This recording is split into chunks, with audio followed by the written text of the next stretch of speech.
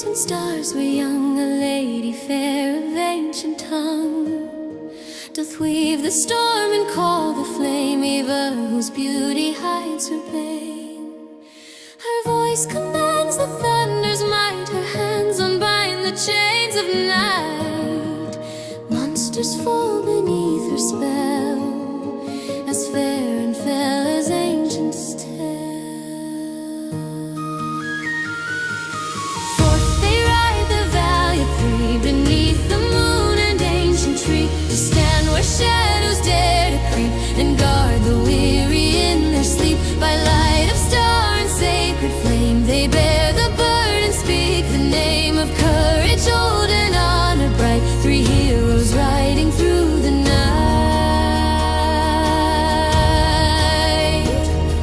Upon a steed as white as snow, a knight in silver armor goes, Saden sworn to Lucia's grace, whose burning blade ill foes doth face. His heart is steel, his wrath is fire, against the Orcos' black desire. He seeks the scarred and hateful kin that brought his ancient house to ruin. Forth they ride, the valiant three, beneath the moon and ancient tree, to stand where shadows dare to creep, and guard the weary in their sleep. By light of star and sacred flame, they bear the burden, speak the name of courage old and honor bright. Three heroes riding through the night.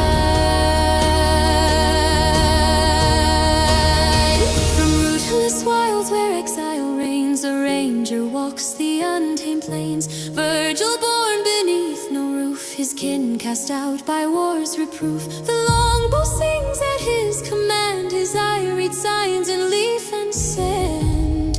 A ghost in green through brake and briar, he stalks the dark with silent fire. By chance or fate on road they met, three wanderers joined in purpose set. A beacon flared in starless sky, and turned their hearts to peril nigh. Together now they chase the gloom, through valley deep and mountain tomb. Their oaths entwined like roots of yore, to break the shadow evermore. Yet far beyond the visible strife, an ancient power stirs to life, a lore too vast for mortal ken, bound to a foe of wrathful mien. Its marked twin eyes in darkness wrought, one whole, one wounded, danger fraught. But hope endures in hearts alive, till truth unveil what shadows hide. Forth they ride, the valiant three, beneath the moon and ancient tree, to stand where shadows dare to creep, and guard the weary in their sleep. By light of star and sacred flame, they bear the burden, speak the name of courage old and honor bright. Three heroes riding through the night, through the night, through the night,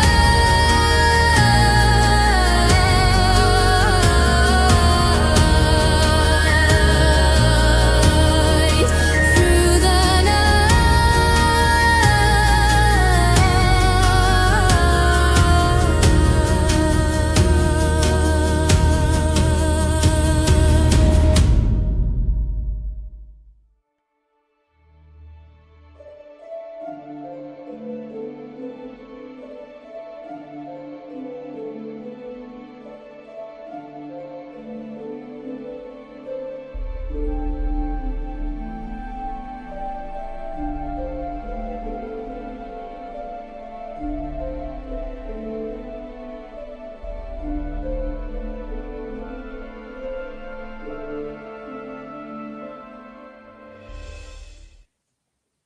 We find ourselves looking up at a blasted mountain. There's a huge cliff wall directly ahead, and beyond the cliff, the peaks rising up, clad in snow. As we pan our vision down, we see an elf walking side by side with a one-eyed orc. The orc is dressed in very impressive looking full plate armor, almost worn like a second skin.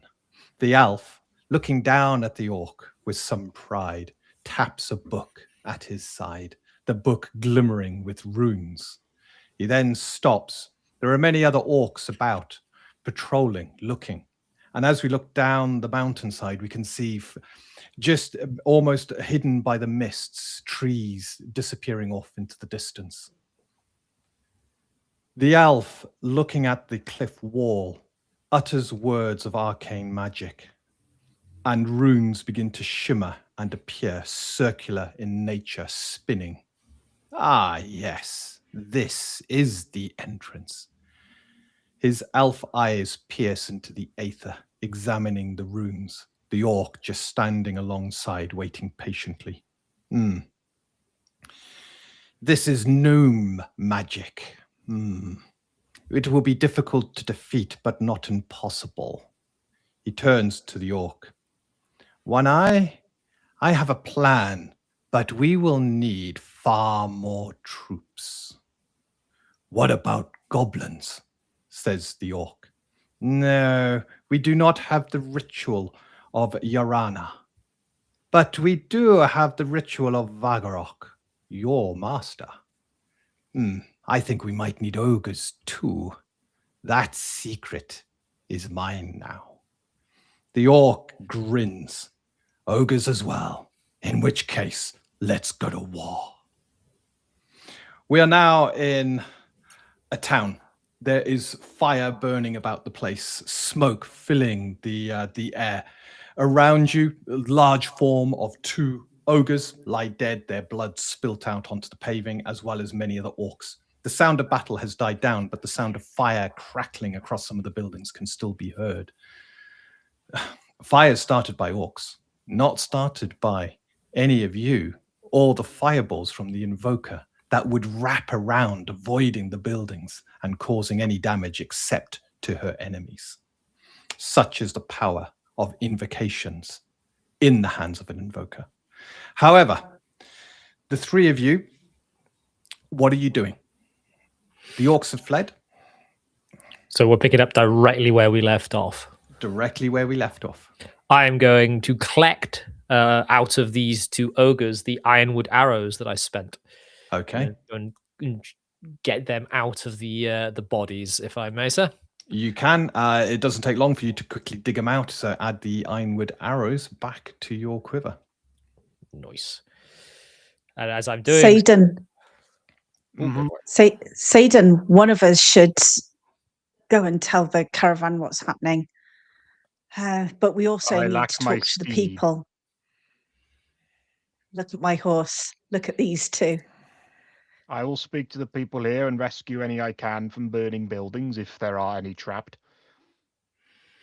But you are swifter for now. You can hear in the distance now calls, commands being uttered, people now beginning to run out of the gate that has been sort of pushed open, buckets being carried by many of the people as they now begin to tackle the fires that burn here. However, there is one very impressive looking warrior dressed in kind of scaled armor who's moving across towards you. He has a few troops and he's commanding them quickly to fan out and begin to search for any other orcs that may still be in the settlement whilst guarding those who are now fighting the fires. Hail, travelers, he calls across to you as he begins to approach. I sort of turn and do a salute or whatever gesture is appropriate. Okay, like military to military.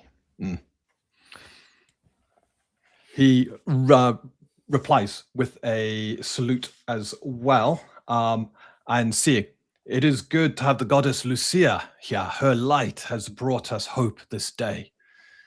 If it were not for you three, I don't think we would have stood much chance. Tell me, are you from the caravan? Yes, we rode ahead the minute we saw your signal flare. I hoped you were close enough to see it. We've been sending message for months about these orcs, and only recently were we taken seriously. Let me guess, he says. It's Captain Bran who's in the caravan? Indeed. Ah, jeez. You can see the utter disgust and disappointment on his face. He shakes his head and, look, today you have my thanks. If it were not for you, we would not have broken the siege. In fact, you broke the siege. We merely helped.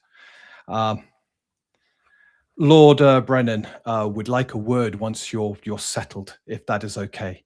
In the meantime, do you know how far behind the caravan is? That was something we were about to look into, and I'm going to sort of do that. Like, what's your name? It's kind of picking up on that. Oh, sorry. I'm Guard Sergeant Karen Guardhand. I'm Sergeant of the Watch here. I will also give him a little military salute. Nice. It is good. I see we have experienced people here. He then says, and who am I addressing? I am Saden, Paladin of Lucia, as you correctly assumed. Looks to the two of you at the back. Do you want to go first? I'm Ava. I'm just getting on my horse. I'm going to go and sort the caravan out. You need to be told. Look, the orcs have just left. I think it's advisable you stay here. She can handle herself. If they've doubled back or are looking to take the caravan or to stop reinforcements, then you could be going into all kinds of trouble. But it's up to you. You seem to be able to handle yourself. Put it this way. We've got a contract with that caravan. If anything happens to it and we've not informed them what's happening, then that's on us. I need to go back. I need to make sure they're okay. I believe they were coming here anyway, so I'll bring them back. Your honor to duty is commendable. I will see you later then, Ava. Safe travel. Thank you. With that, I mount up. And I am Virgil of the Forlorn. The Forlorn? I thought they operated far from these lands. I've heard rumors of them. Does look you up and down. So it's true. You are Nyren. We were. Well, your deeds have spoken far more than your visage. And if I had not known how stalwart Nyren could be, he shakes his head. I sort of flinch a little bit. Yes. Offended. We do not have many Nyrens this far inland to the protectorate. So you have my thanks, and you can see him reevaluating his opinion now of Nyrens. If you are both okay, the Lord Brennan would like to have a word with those who have rescued us this day. Very well. But the longer I wait to get on the trail, the colder it gets. I understand. Come with me. And with that, he barks a few more commands as the more people come out of the town to begin to contain the destruction. As you reach the gates, there is a well-dressed-ish gentleman. Some of his clothing is torn. There's burn marks here and there, and he's sort of nursing a slight bash on the side of his head. He's helping people with buckets and helping them out the gates. And as you arrive, he quickly turns towards you and moves. You have my thanks, he says. You can see he's an elderly gentleman, quite portly, but seems to have a kindly face. I'm Lord Brennan Lumina, the mayor of this place. Not often we were do not. lords do this. We were not going to leave innocents to fall at the hands of orcs. Your deeds this day, gee, I think we will be talking long about them. If it were not for you, I think another half hour at most, and that gate would have come off its hinges. Well, it is Lucia that guided me here. And it is Lucia that we shall give blessings to this night when we eat. In the meantime, he looks around at what is happening. You are with and the guard sergeant nods. They are with the caravan, my lord. Ah, right. And the caravan is, and the guard sergeant now looks behind them and goes, their third companion, Ava, has gone to find out. Ah, good, good. And is it, the guard captain nods, it is Captain Bran Ironhide. And the mayor kind of, well, What is your issue with the captain of the caravan, my I'm lord? guessing, the mayor says, when you left, he argued against haste. He didn't have chance. He tried. There were some shouts in the back when we were riding off. That is his problem. He's in charge of the mobile defense of this region of Linchet, but he drags his heels. Perhaps he'd be better served as a captain of a fortification rather than a mobile caravan, but that's not for me to say. I am bound to protect him. And it's not for us to say either. Some people get their positions of power not by what they do, but by who they know. In the meantime, you have my eternal thanks and the thanks of Longreach for what you have done. If you are able, he begins to look around, we could do with a couple of hands until the caravan arrives. My place should be out tracking the orcs. I can keep hidden for the most part. Well, while you do that, Virgil, I will stay and help however I can. That would be appreciated. And his guard sergeant quickly gives your names over, and he thanks you. Thank you, Virgil. And you can see again in his eyes that kind of questioning at your strange demeanor, your very obvious Nyran kind of ancestry. And Saden, he bows to you and utters the lady's blessing and thanks. So, Saden, yours kind of put to work. There's buckets that need to be kind of filled with water, fires put out, stuff like that. Virgil, we'll focus on you now. You're heading out to, splitting the party, I know. You're heading out. So where are you heading out? You got Longreach. So should we get to the map? Yes, I think that's a good idea. Okay. I'll do a focus ping. So I know that they are kind of heading into the northeast from what you said last session. That's right. Do I know of Helia's Barrow? Because that would be the most obvious place for them to have retreated back to, I suppose. The likelihood is you won't, because you're not from this region, this area. Can I, before I head out then, because I have the direction, I can see the tracks quite obviously. They've only just left. I'm going to just grab Captain or Guard Sergeant Karen quickly. Yeah. He comes across as you signal him, and I'm sort of shouldering my bow and making sure I'm ready to leave. And I say, they're headed towards the northeast. Is there anything out that way?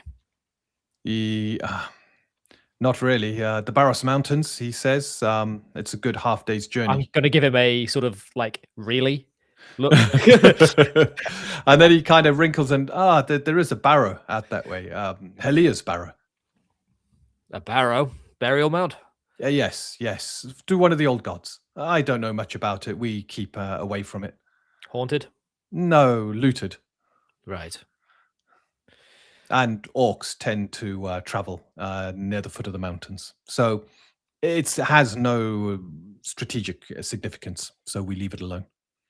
If I'm not back I'm going to sort of, is it evening time now? No, it's morning. The sun has only just broken the horizon and so is beginning to climb. Quite tired at this point. You've all been going through the night, and at the moment you can probably get through about half of the day before I'm going to be asking for endurance tests. So I'm going to say, if I'm not back by noon, then assume that I'm dead. And then I'm going to head off. Okay. And with that, you quickly head off. My plan here isn't to tail them like to the point where they can obviously see me, but to try and get a good idea of the direction, the number of them. So yeah, their direction of travel, how many there are, the kinds of soldiers that they might have that we haven't seen, etc., etc. Okay. And also, I'm going to counter track on my way back. Right. Not a problem.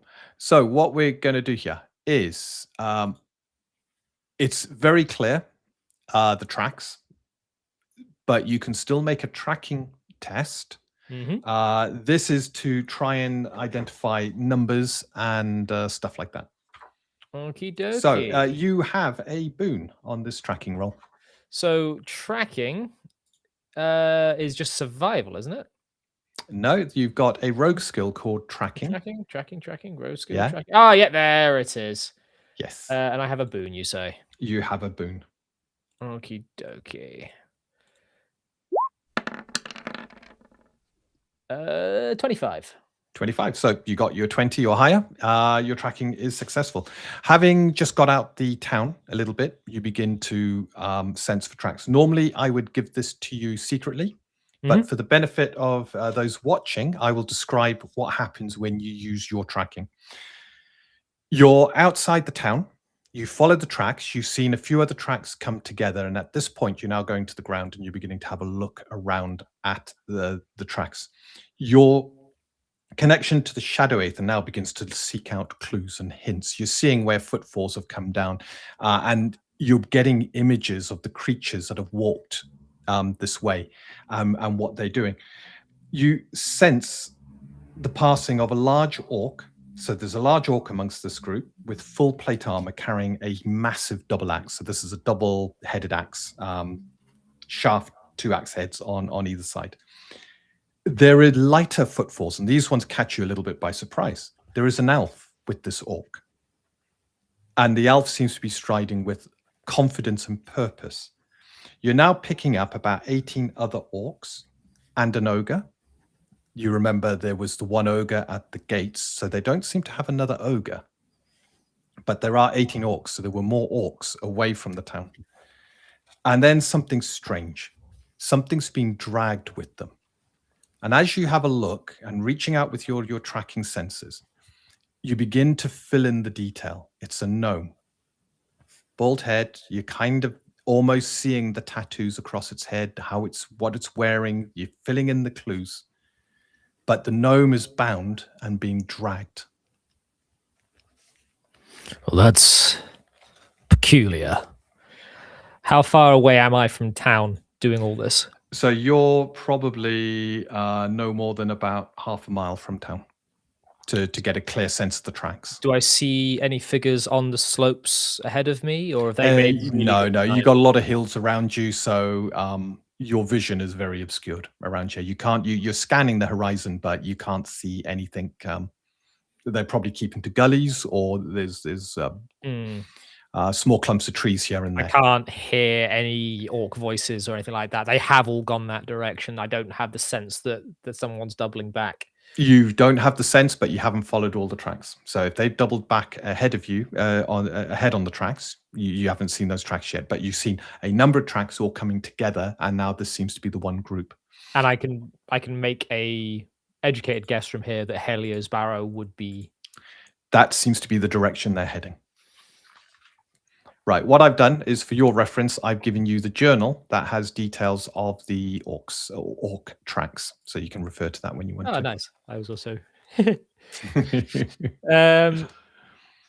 you should feel honoured. I don't usually take notes. I am honoured. Right, with that then, Virgil is tired, so he is going to head back, counter-tracking as he goes. Okay, and with that, you now begin to take measures to hide your tracks and prevent yourself from being tracked in a similar fashion. So this is where you use Shadow Aether to confuse your tracks. So if someone's using their tracking skill, you will probably not be seen at all. Okay. Ava, it doesn't take long. It's about half an hour, and you meet the caravan heading in. There is a very angry Captain Bran, who is heading out towards you as he sees you approach. And I told you, your foolhardiness, you're rushing ahead. I knew it would happen. I'm guessing the other two are dead, aren't they? You should have stayed back with us. Together we could have mounted a proper attack. Now Longreach is probably gone. I think you'll find that the others are perfectly fine, and just making sure that Longreach itself is suitably looked after. I've just come here to let you know what's happened. Have you seen any sign of anything else? He looks a little bit confused. What do you mean, Longreach? I thought you were fleeing your what? We went to Longreach. You saw the call for aid, did you not? Yes, and we're making haste as fast as we can. He's now walking quickly ahead of the caravans that are thundering along, the huge Horoxans carrying the massive wagons. Well, I've come back to let you know that there were orcs and there were ogres attacking Longreach. Orcs and ogres? Ooh. Yes. Now, they've been dealt with, but we've driven them off, but we need to track them. I was making sure that there was none that had doubled back over here. So have your scouts spotted anything? He looks around and then back at one of the wagons. The elf on the tower, the ballista tower, shakes his head when he's given the signal as to whether anything has been found. No, Captain, he calls. Nothing on the horizons. To So which I suggest that you get a move on to Longreach, because with what we've seen, if they do come this way, you're not prepared. You need those walls and they need those supplies. So let's get everything G'd up a bit. He looks at you. That tone will not do. Remember who you're contracted to, at which there is a strong Captain. It is the caravan master, Kalen Strongarm. He, from the lead caravan, goes, their writ of employment is with me, Captain, not you, to guard the caravan, not to aid in your defense of Longreach. He looks down at you, Ava, and goes, Longreach is safe for now, yes? It is, but I suggest that getting off the road so that we can actually sort out where these orcs have gone. If they circle round, you could be exposed. With ogres, you're not defended against ogres. No, we need to make haste, he says, for Longreach. The sooner the wagons are there and we can add to their defenses, the better. He calls back to the others, gives a good whistle, and get ready to push the Horoxan. We got to make speed fast, now. And with that, a call goes out across the 5 wagons that are trundling along here, and the Horoxan are kind of spurred on. The massive beasts now beginning to move a bit faster, as fast as they can. So, are you staying with the caravan as it now heads the final part of the journey to Longreach? I will be. How long is it going to take for that caravan to get to Longreach? You only took about half an hour to get to the caravan. The caravan's probably got about 45 minutes to get there. Yeah, I'll stick with the caravan, because if anything has circled round, I don't want the caravan to be at risk. Not a problem. By the time the caravan arrives at Longreach, Virgil, you have also returned to Longreach, having gone out and come back again very carefully. And Saden, many of the fires are now under control, and there is a lot of searching for survivors, which is pretty much turning into identifying those who've been killed. I mutter a prayer to Lucia for the fallen. Yeah. There is a lot of commotion when the wagons come in, because the wagons are kind of coming through some of the rubble. They're being careful where they're going. Sergeant Karen is quick to meet the caravan master and Captain Bran. There are curt words exchanged between the captain and the sergeant, with the captain putting the sergeant in his place and now assuming control of the defences of Longreach. Whilst all of this is going on, Master Kalen Strongarm kind of leaps off, gets his right-hand man to deal with the securing of the wagons, and comes across to meet the 3 of you. I think we need to have a chat with the mayor, he says. Orcs. Ogres. And driven more. off. And more. They are gone for now, but Virgil has been tracking them. It is best not said where there are ears to hear. I agree. Let's go find the mayor. And with that, he heads off with the 3 of you into Longreach. Once you're through the gates, the Lord Brennan, the mayor of Longreach, is he's still trying to arrange, help people. He's consoling. some family who've recently discovered that the father's been killed, didn't manage to get to the gates in time. He sees you arriving and then comes forward and, Master Kalen, I'm glad you're at the caravan, he says.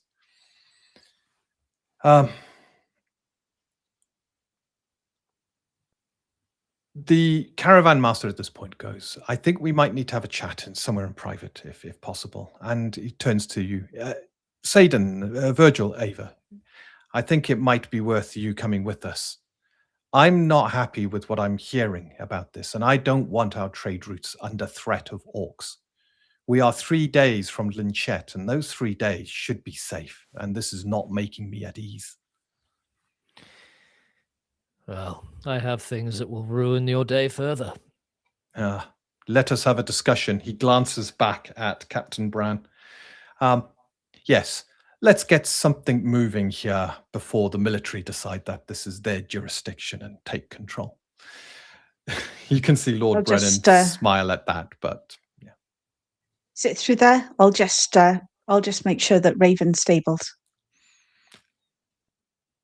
Lord Brennan indicates where his house is. It's not fancy. It's a nice stone sort of house towards the gates, and I will get some. I'll get some stew on, something for lunch. He kind of looks around nice. And yeah, I think we're going to have a big cookout. These people, they've been going most of the night to try and fend against this attack. Rest would be needed before we take on the next part of this endeavor. With that, Lord Brennan takes you into his home, and you can see that there is a lot happening. The kitchen's I kind of want to get a little. I'm going to whisper something to Saden, considering it's just me and him at the moment, going through with him. I'm going to say, when was the last time you saw a lord at the front line and living in a cottage? I've been in these hills most of my life, so I've been here before, but it is rare.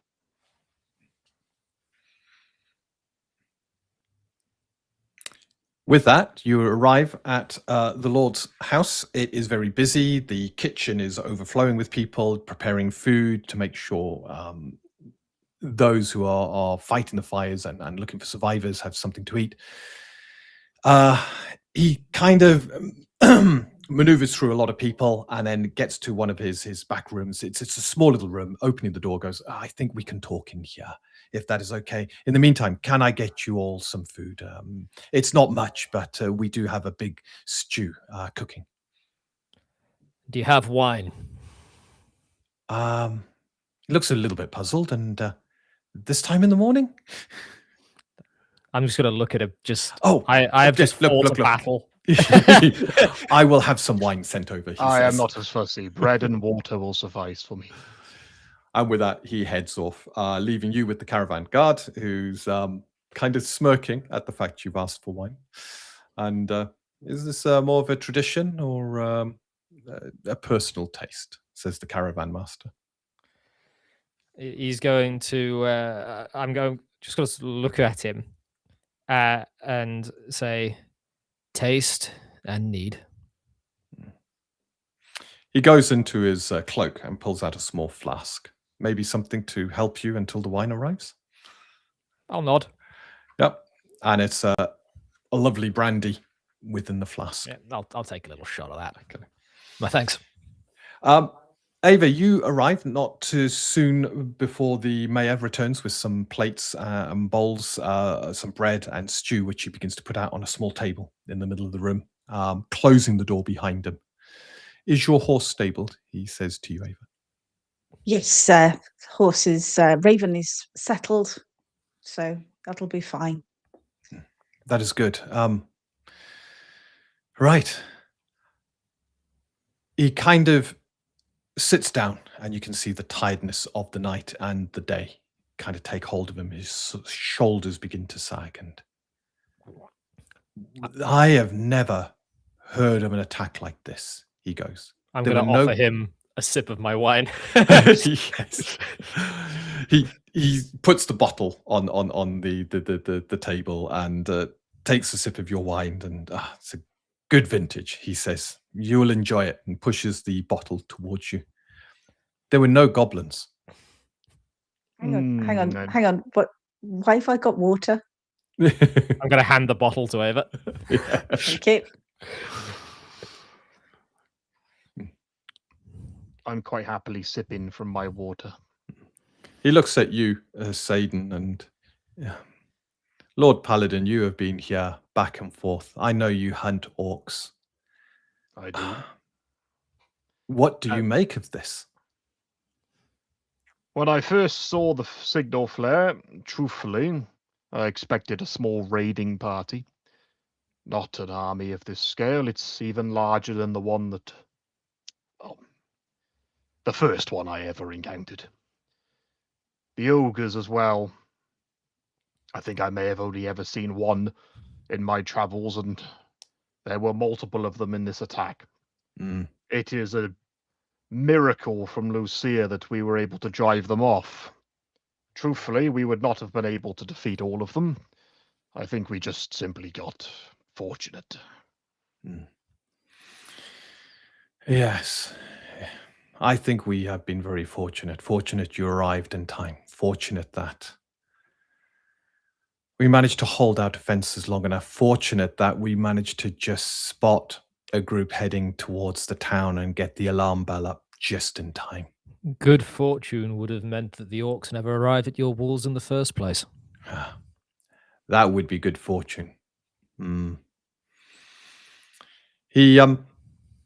But if they hadn't, we would not know of this army. They could be lurking out in the wilds, amassing strength, and then they may attack somewhere else with greater numbers. Providence, then. I know that you have lost much in Longreach, but, well, this may too be a miracle. The caravan master at this point now perks up. This is my concern. Trade routes have to remain safe, and rushing this caravan up here, we've had to take away from some of the other trade routes. Less supplies will be going down to Swanton and Midway. It's annoying, and this affects the economy of the Protectorate, and we cannot. Trade must flow. He looks at the three of you. Your writ of employment is done now. You've got me safely here. He then looks at the mayor, and the mayor kind of picks up on it and goes, "Can I employ the three of you?" Very well, as long as it's hunting orcs. Oh, yes. I want you to track down these orcs, find out where they've come from. The markings, we've never seen markings like that before. And at this point, there's a knock on the door. And he gets up and goes to the door, and it's Sergeant Karen there. There is a elf just behind Sergeant. The sergeant looking quite terrified. The sergeant whispers to the mayor, and then the mayor kind of, and then, come in. The elf comes in and sits on a chair looking pale. The Lord Brennan, at this point, looks at the elf and looks at the sergeant, and the sergeant goes, "This is Talasala. He was here overnight. Sorry, Talasala, she was here overnight. An aide to the quartermaster Alastan of House Melvich." The mayor goes, What? We had a quartermaster here from one of the great houses. The sergeant nods. I was not informed either. The elf then speaks.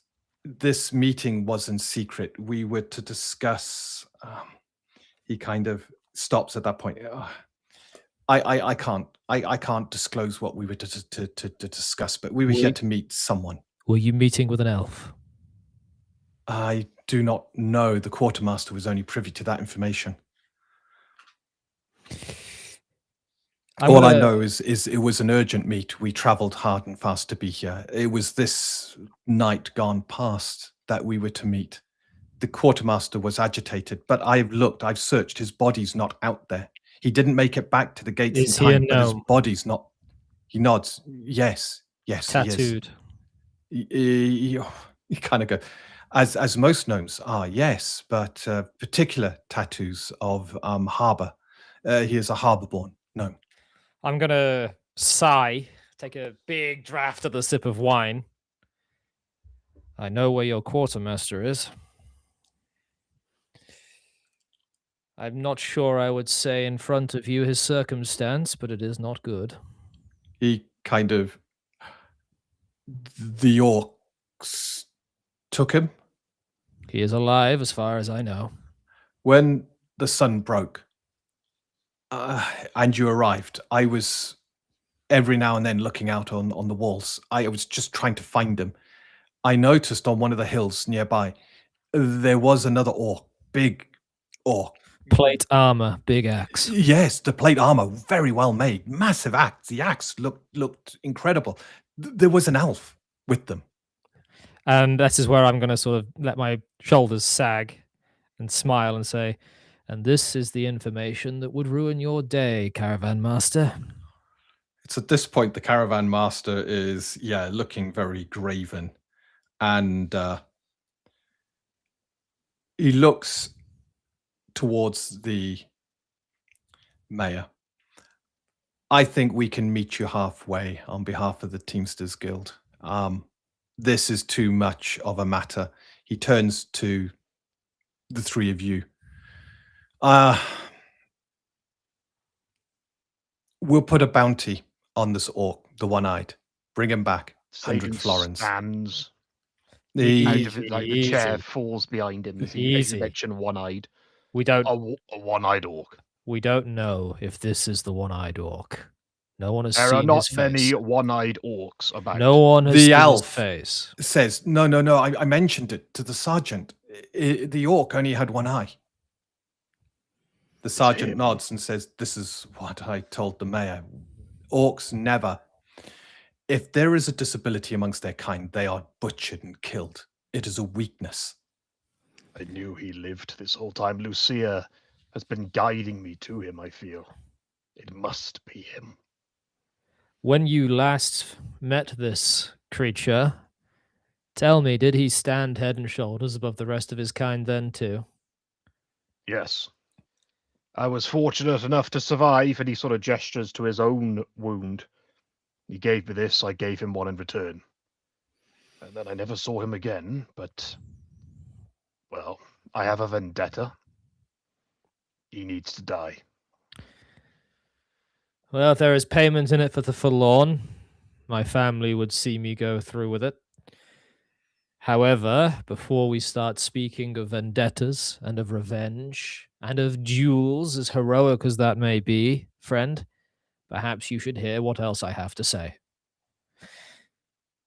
Tell me, I'm going to turn to the mayor. When the orc horde attacked Longreach, did they come from the north themselves then, the northeast, or were there other directions? The Lord Brennan kind of tugs at a threadbare bit of robe, looking at the threads and the scorch marks on it and dusting it off and thinking. They attacked from the south along the road.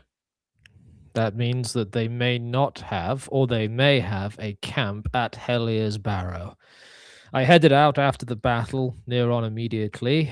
Your sergeant here was very helpful with information in regards to the local area. I found several sets of tracks from Longreach converging a few hours outside of town and heading toward where I assume Hellier's Barrow should be. I would say there are 18, perhaps close to 20 orcs, a single ogre, this elf who appears to be in some sort of command role, and this orc in armor that I'm sure he didn't make himself. But it could be that they have others at Hellier's Barrow, or it could be they were simply opportunistic on their way past Longreach to nab this quartermaster. There is obviously more at here that we don't know, more at play here than we know. But we are looking at a small force, perhaps larger. Karen, at this point, you speak with great insight. I have counted at least 30 dead orcs. They paid with a lot of blood. I don't know how many survived. But Hellier's Barrow, that place has been deserted. It has been looted by, well, those who would call themselves treasure hunters, but they defile the dead. Even though the goddess herself is no longer with us, her place should be respected. But it is also a gateway to one of the mountain passes. It goes deeper into the mountains themselves. It provides a gorge. It provides access to a gorge that's cut through and up the mountain. And there are orcs in the mountains. So if they seek Yeah. for reinforcements to recruit new members to the tribe. Dean, I'm turning to Talisara. Your master, your friend, whoever, the gnome that you travelled here with, what was his name again? She looks to you and the quartermaster, Alistane. Well, Quartermaster Alistane, would he know of defences of harbour? Considering he's a quartermaster. No, not really. House Malvich, we deal with the exploitation of resources, finding ore veins, specializing in the territories of the Protectorate. Look, we have scouts and prospectors that go up into the Barros Mountains looking for safe areas that could potentially be turned into quarries or mines.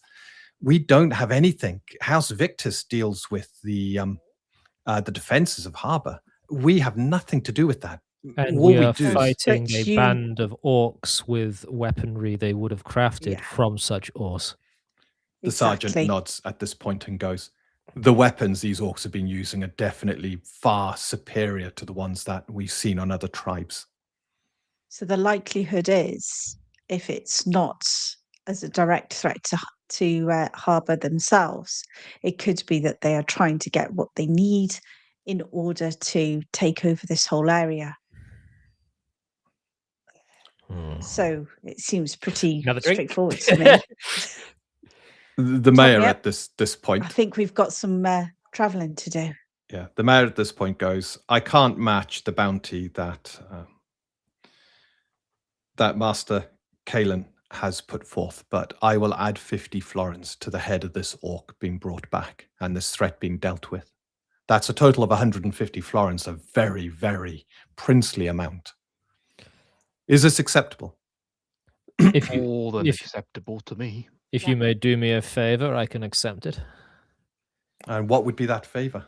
Send a message south to my kin. Tell them I shall be a while longer yet, and the circumstances we find ourselves in. If there is work here, they may travel north. The moment I can, I will arrange a messenger, says the mayor, at which point the caravan master, Kalen, goes, leave it with me. I will be heading back to Linchet. It'll be faster. But where are your kin? I'm going to sort of smile and my eyes are going to twinkle. There is a particular individual that you could ask for. Let me just get his name. There we are. Loading. Technical issues. Stand by. And it's not me. Seek out my friend and a distant relative by the name of Floris Felix. He should be in the area with a group of others of my kin. We are scattered, you see. We don't travel as one large band. Put forth the word in taverns. They'll eventually come across it. The caravan master is... So we're talking several messengers, one down towards Swanton and Midway and the other up towards the Colton Reaches. If you put it in one well-known tavern, it will soon disseminate. In which case, he says, I will get a message to Swanton and I'll make sure that messenger is determined enough to stay the course until the message is delivered. My thanks. And with that, he kind of leaves you to come up with the message and give it to him. It's No, write it down. I'll write it in the Nyran language. Yeah. Just, hi, hunting orcs will be home late. Yeah. So to give you an idea, 1, 2, 3, 4, 5, 6, 7, 8, 9, 10. That's a 10-day journey to Swanton. Given that he's going to go back, that message probably won't get to Swanton for about 14 days. That's fine. It'll get there before me. Yeah. Okay. So with that, the mayor, having got your agreement, says, I will get the paperwork together. Are you looking to leave immediately, or are you having some rest before you go? We will need to rest, most definitely. In which case, I shall get the paperwork sorted out.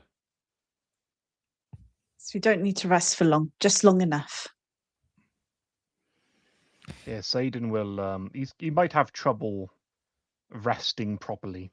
A lot of pacing back and forth. A lot of mumbling to himself and his goddess. Can you not get your horsey back, perhaps? I can do.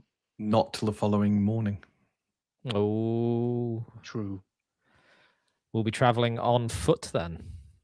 Oh, you'll be traveling on foot. It'll be a lot easier for me to keep us hidden in the hills and our tracks out the way if we're all moving the same kind of speed. That is true. And also, with the blessing of the steed, I move relatively fast. Yeah, I move pretty quick in the wilderness. You do. You naturally move very quick. The blessing of the steed will tire you out, Saden, but you get your bursts of speed where you can keep up with Virgil. Yeah. Yeah. But if I... Whereas I can't keep up with you if I'm just walking. No, so you're on a faster moving mount. All right, well, cavalry could be handy. Okay, so with all of this going on, you're shown to some rooms. The commotion outside is beginning to settle. You can still hear people crying and wailing at the dead.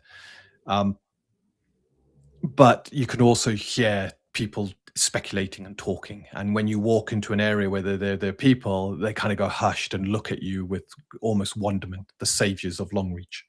So what we're going to do is I'm going to hand out the XP to you all for what you've done so far before we continue on. XP. So, like XP. XP and Untold Destiny, you always need 50 experience points to go up a level. Doesn't matter what level it is. Once you get 50 XP, you go up a level. And I believe you're all on 200. We already had the XP.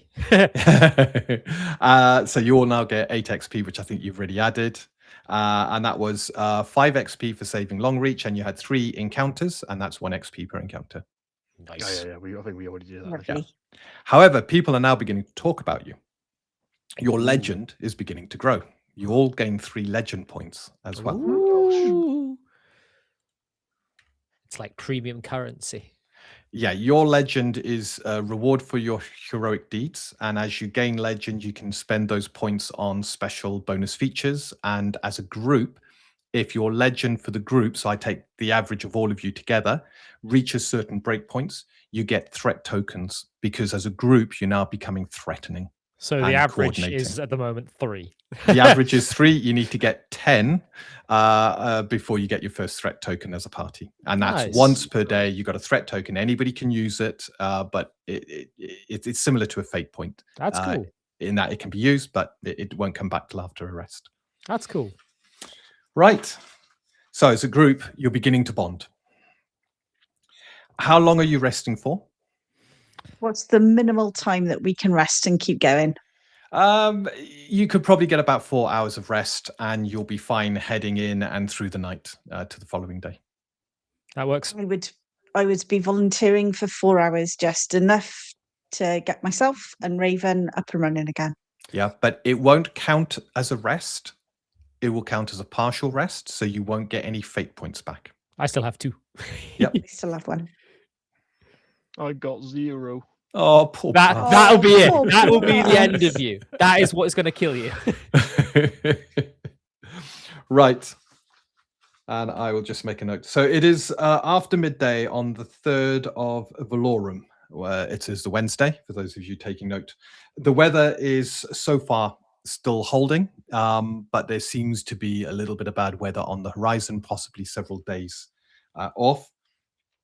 And the mayor has got your paperwork for you. hands it to you and has got provisions. So he's got some preserved and fresh provisions for you to take with you. How many of what? So he's got 3, so it would be 3 of you, so 9 fresh provisions. So for 3 days, at which point the fresh provisions are going to be going off. And then he's got another probably 21 preserved provisions. So in total, 30 provisions, 10 days worth. So if I stick those in my bag here, so is that 3 and 10 each? Yeah, 3 and 10 each, of which you'll probably want to put all of that on your horse because you can't carry it. It's going to be very heavy.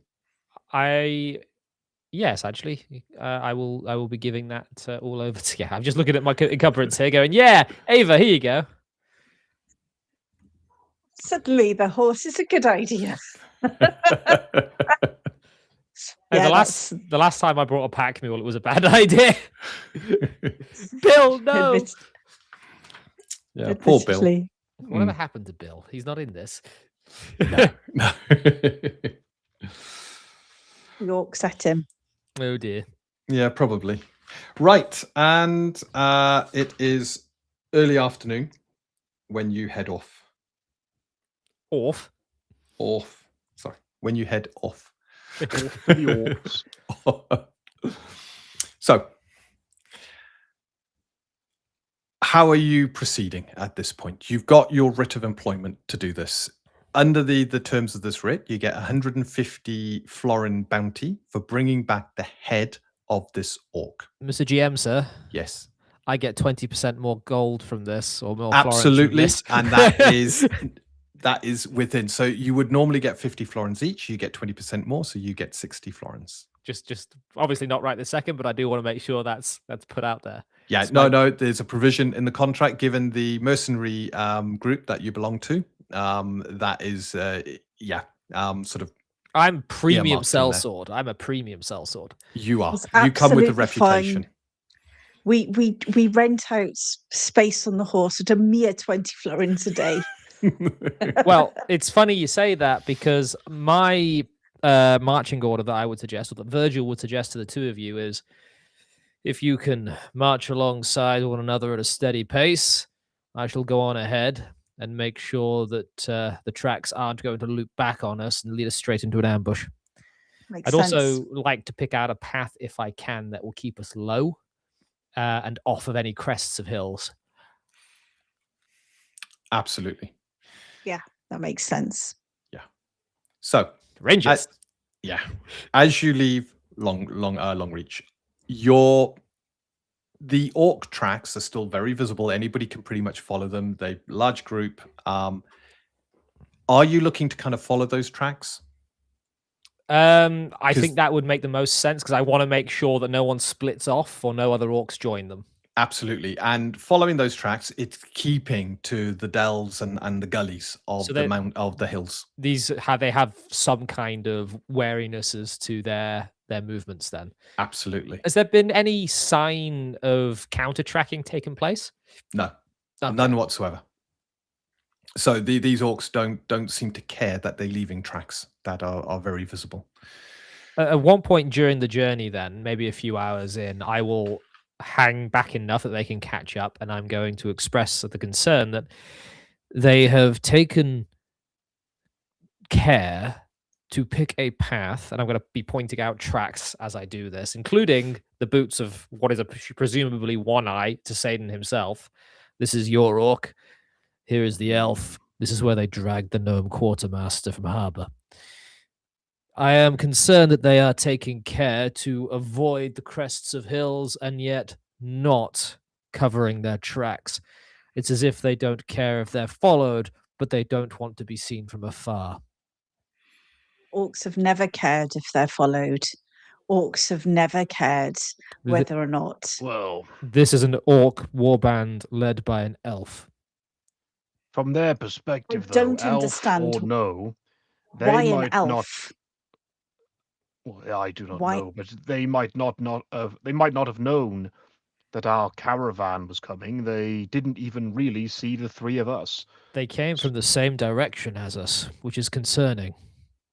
Sounds to me as if they this was all so they could get hold of that quartermaster. I think our guess in the meeting is correct that they are wanting to know where materials may be found. Still, I wanted to tell you those concerns, just in case we end up being led into a trap by these tracks. Well, we'll be counting on you to make sure that doesn't happen. I'm going to smile and say, sometimes it happens regardless. And then I'm going to jog back off down the trail. Okay. As you're... Sorry. As you're following the tracks, the day winds on, the sun beginning to get low on the horizon, when ahead of you, the mountains are really coming now fully into view. The mountains at this area, you're slowly going up, the hills getting higher and higher, but it's beginning to thin out, become quite rocky terrain. Yeah, go on. Okay. And you're finding ahead of you, it's just sheer rock cliffs that rise up now. Very visible, no longer obscured by the hills. And you're now almost walking on a broken path, or at least there are flagstones here and there, old flagstones from a long time ago. And then extra orc tracks? No. The orc tracks you're seeing here have only come from Longreach and headed in this direction. You're not seeing any tracks of how they arrived. Okay. Ahead of you, you can see carved into the cliff is a huge arch, and there is writing across the arch. As you begin to get closer, this is where the tracks have led. The arch itself is 20 feet wide, about 20 feet high, so this is massive. It seems to be designed to be a kind of a highway through. And the old road, fragmented as it is, seems to have a lot more structure as you head up towards the arch. As I said, there is writing on the arch, but how many of you... Neomus. Who can read Neomus? I don't think me. No. So you recognize the script as the Gnomish script. So gnomes and Mathor have this as their sort of language. But I don't believe any of you can read it. No. The way it's carved and the structure here, this looks old, ancient, well before the Ashfall. At this point, has anybody got history?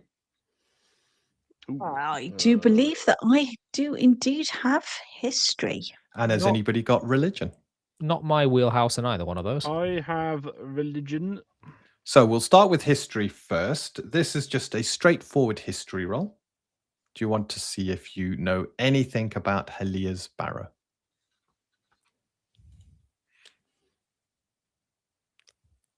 Say yes. Yes. Yes, I do.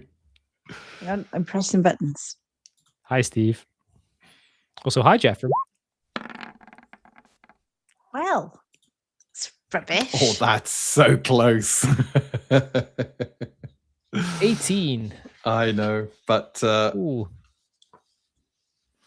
yes. So unfortunately, you don't know anything of the Barrow or its significance. And I know nothing of this place. Can we have religion now? Righto.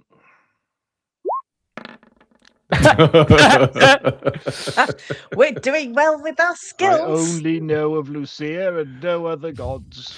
Yes, because this is an ancient god, goddess, or a dead goddess. Yeah, you don't know anything about what you're coming into.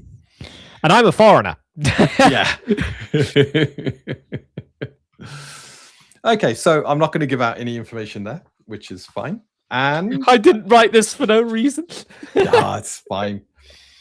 As you get closer, Raven begins to get a little bit skittish, and all three of you can feel a sort of creeping dread coming from the place. Get off the road.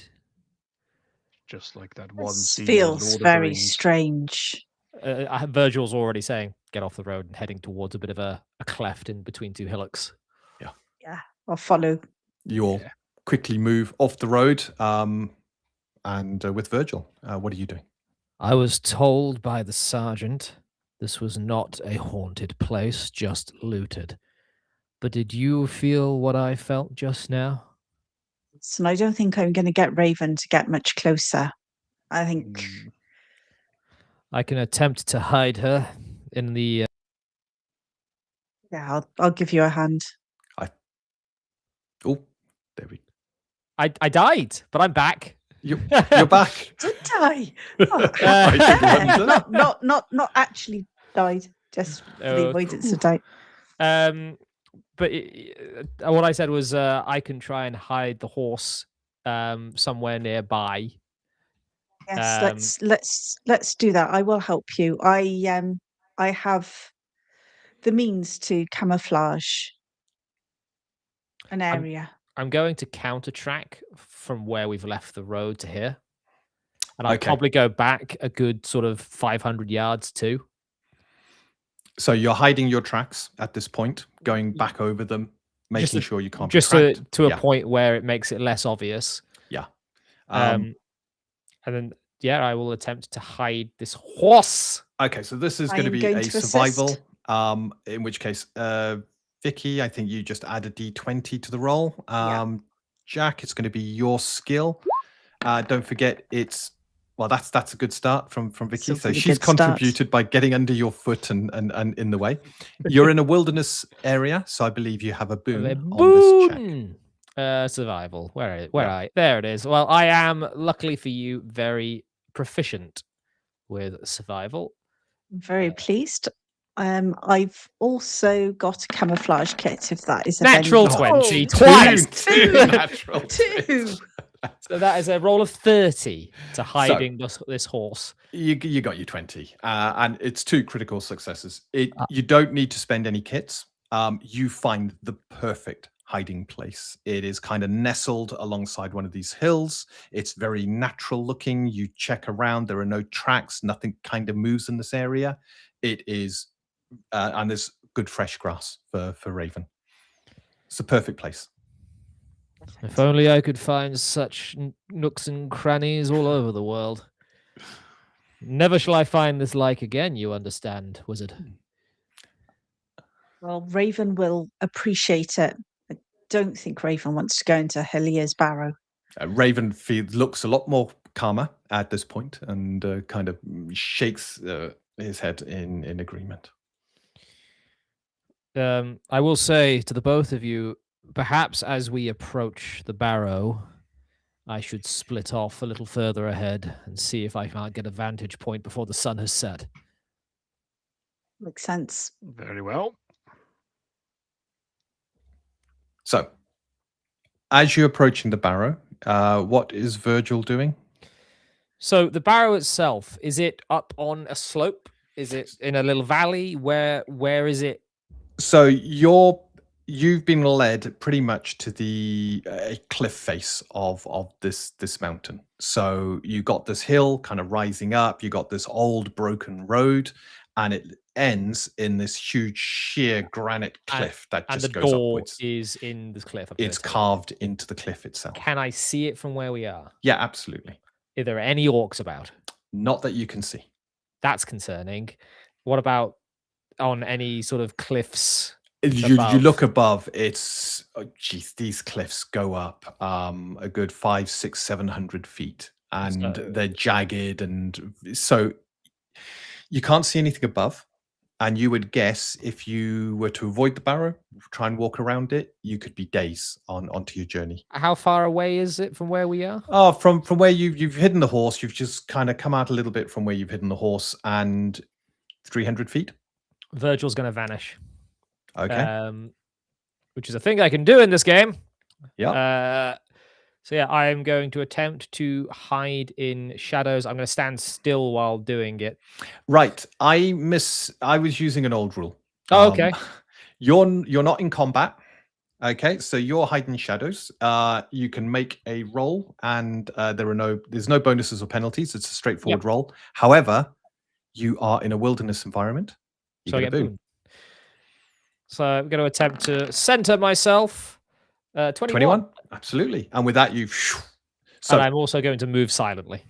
Not a problem. Move silently is one of those. It doesn't cost you stamina, so when it becomes applicable, we'll have a roll. But right now, all I need to know is you're moving forward quietly, silently. And just to remind you, I have uncanny senses plus the feat that allows my uncanny senses to extend in front of me. Absolutely. So any allies within something like 60 feet, I think it is, they are covered by your uncanny senses. Right. So obviously your stamina is going to be ticking down. Yep. But it's just, I just need to be enough to kind of poke my head through, see what's in there, and then I can come back out and kind of flatten myself against the door, and then I can let the hide in shadows drop. If that makes sense. That absolutely makes sense. So I put you on the edge of the map. Could you please put Raven somewhere safe? Yeah, I've got the 2 horses there. And Beacon is dead. Beacon's not dead. Beacon's just temporarily, resting. yeah. He's just mostly dead. You can come back whenever the sun shines again. Guys, we're in a dungeon now, so you know what that means, don't you? And it's a creepy tomb barrow dungeon, so you know what that means? Creepy tomb music? Yes. To music time. However, before things get too far ahead, shall we have ourselves a little 5-minute stop? If you don't need one, you're more than welcome to stay and talk to chat for a bit, but I do need one. I think that's a great idea. Let's have a 5-minute break. I'm going to pop the kettle on. Righto. Be right back, all.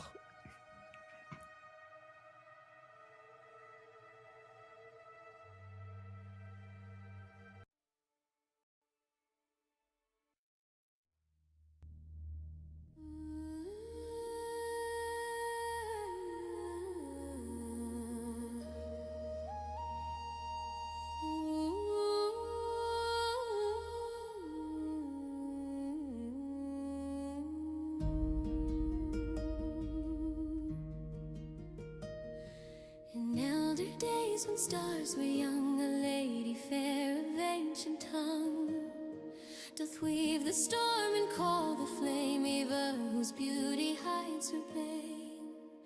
Her voice commands the thunder's might, her hands unbind the chains of night. Monsters fall beneath her spell, as fair and fell as ancients tell.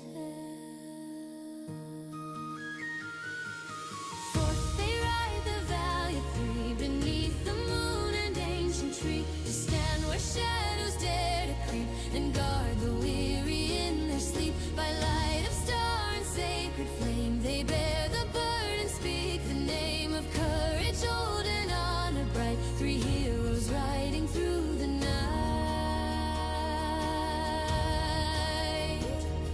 Upon a steed as white as snow, a knight in silver armor goes. Saden sworn to Lucia's grace, whose burning blade ill foes to face. His heart is steel, his wrath is fire, against the oracle's black desire. He seeks the scarred and hateful kin that brought his ancient house to ruin. Forth they ride, the valiant 3, beneath the moon and ancient tree, to stand where shadows dare to creep and guard the weary in their sleep. By light of star and sacred flame, they bear the burden, speak the name of courage, old and honor bright. 3 heroes riding through the night.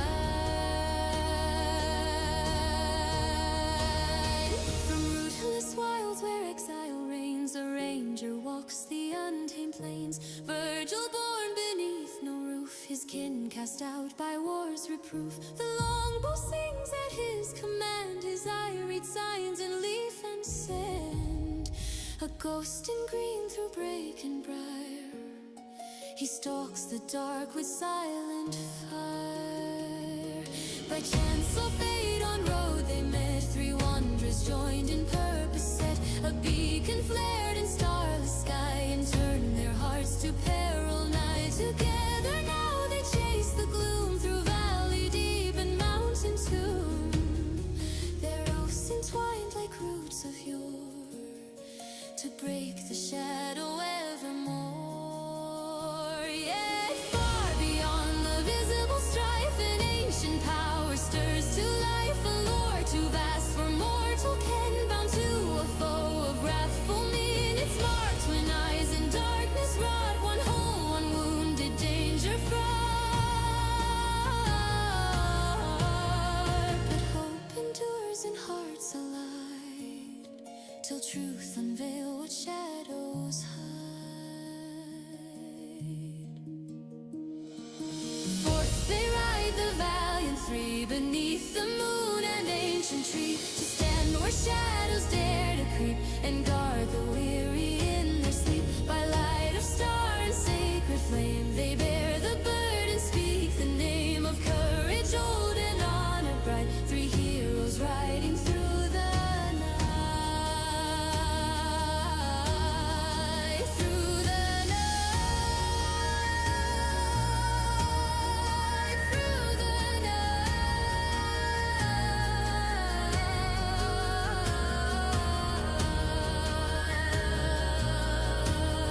through the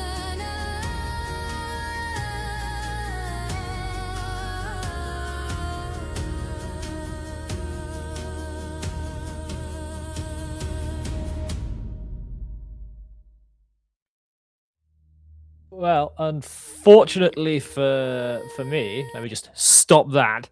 I struggled for a long, long time to get that AI to try and do a little bit of what I wanted it to do, Delver. And hopefully soon we can remove the AI art entirely and have someone actually make a little background for us. But for now, I'm afraid it stays. I have a feeling that somebody was looking at removing a certain sash from a certain character. Naughty, naughty. Oh, I thought he meant the bookmark.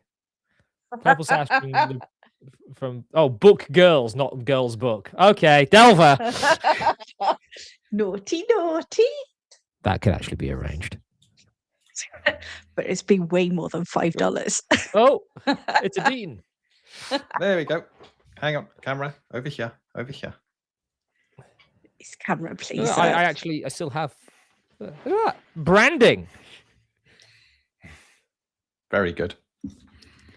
I'm gonna have to get some of those Untold Destiny shirts at some point. They look very comfy. We're going to get another run done soon. So I got a hole in this one. that's because you've got cats. I have. And we've worn these for a couple of years now. We got a load made when we went to UK Games Expo. Can I have red one? You want a red one? I've got my another Ranger on my shirt for today from the nerd Very shirt nice. pile. Is drizzed. Nice. Yay. In fact, but the last one is Delver. We're gonna have to bring Delver in as like a guest villain at some point. Oh, definitely. Right, where is Brass back? Actually, Yeah, we're all here. we're all here. We're all here. We've got tea. We've Which is all had very a break. Right, in that case, I shall bring up the did I just beep? The spooky music. Chat will have to tell me if music is too loud or too quiet. Sometimes everyone disagrees, but it's dungeon time, baby. Okay, so I'm going to assume that Virgil, you're in front. The other two are some distance behind. You are invisible and are moving quickly up towards the entrance to the barrow.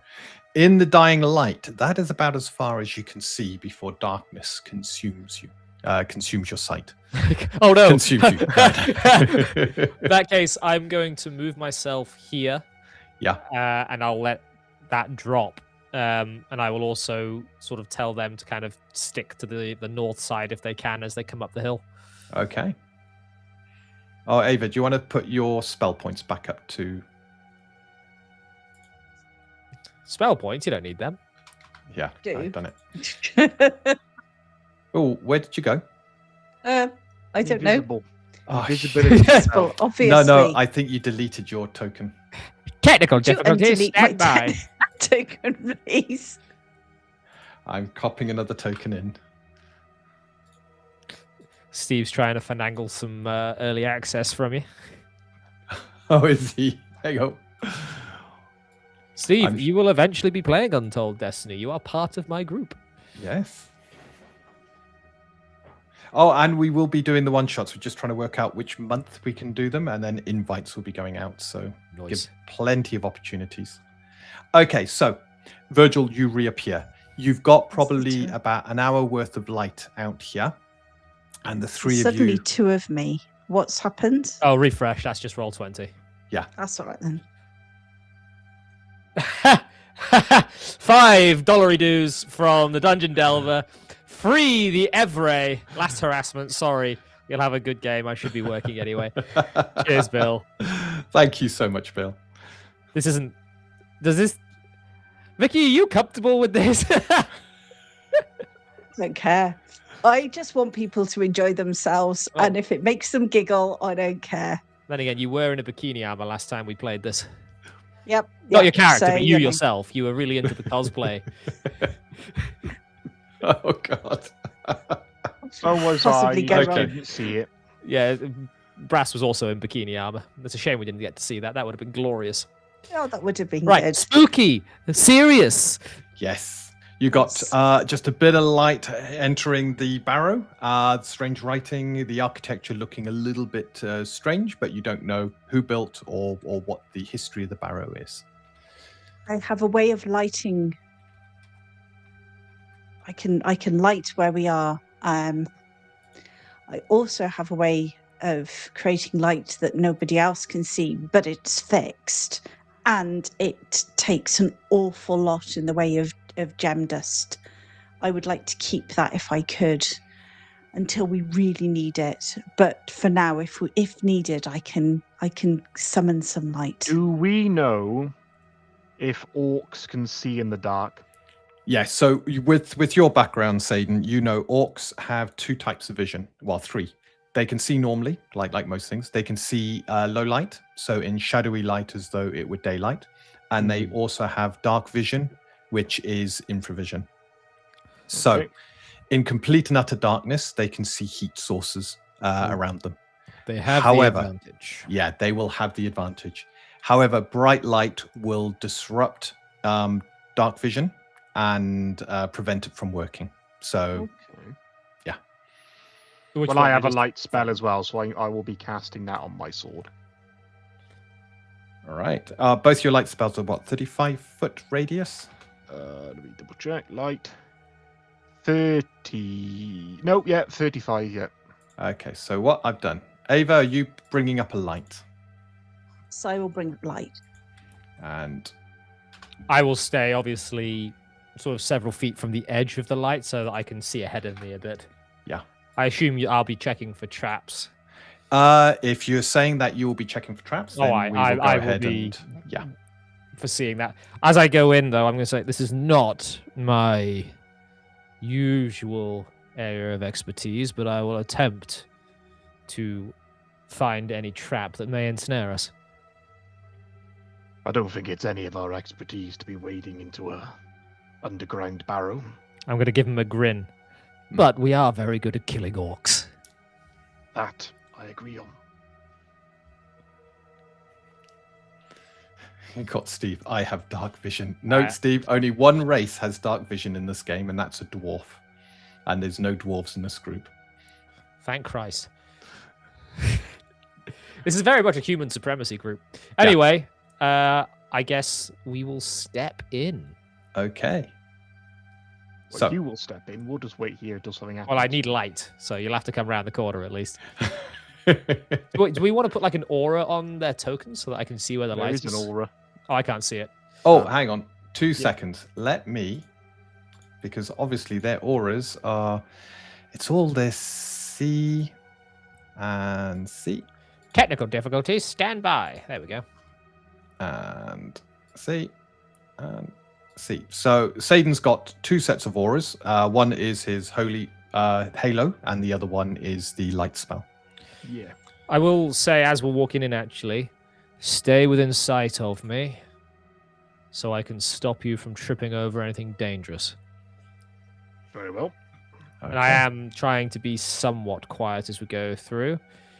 Cheers, Steve, using your 5-month Ink Guard membership to say, support your local Lost Scholar, follow Everett Games, and discover your Untold Destiny. Brass is here too. Hi, Brass. So you're now beginning to make your way through your light sources, your bright light kind of cutting through the darkness, but then the darkness, kind of folding in at the very edges. The stonework floor is still in remarkable condition, albeit filled with cracks here and there. The walls are thick block, and there are symbols of what appear to be a ship with a raven feathers, or made in the shape of a raven carrying warriors back and forth. And here and there you do see images of a raven, as well as a beautiful beautiful Suspense. It is suspense because I'm just What is this checking. beautiful thing we're looking at? Beautiful gnomish woman. Gnomes? Beautiful? But yeah, in Untold Destiny, they are quite beautiful, but have no hair. No hair, yeah. Since we're in the entryway, actually, I'm going to just give another... there's no longer wilderness. This is now dungeon or something. You're now in an urban environment, so your terrain focus is no longer relevant. I would like to have a quick... I'm going to quickly stoop to the ground, and I'm going to refresh my tracking. Okay. So just normal, no boon or anything like that.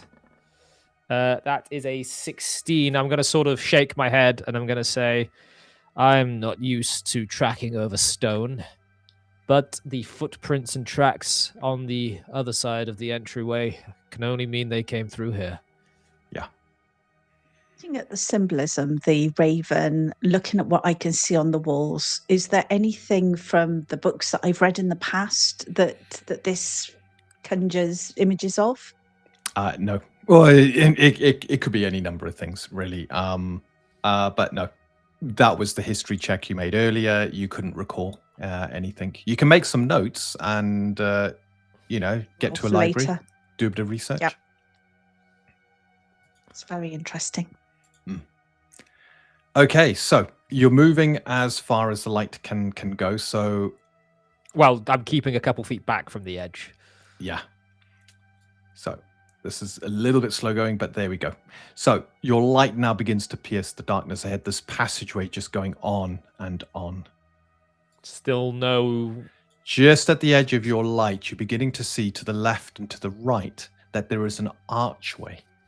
Your light source is kind of almost piercing some of the shadow as you can see openings beginning to appear in front of you. I'm going to hold up my hand. Yeah. So, Virgil, can you just get to the end and see what's beyond? Whispering.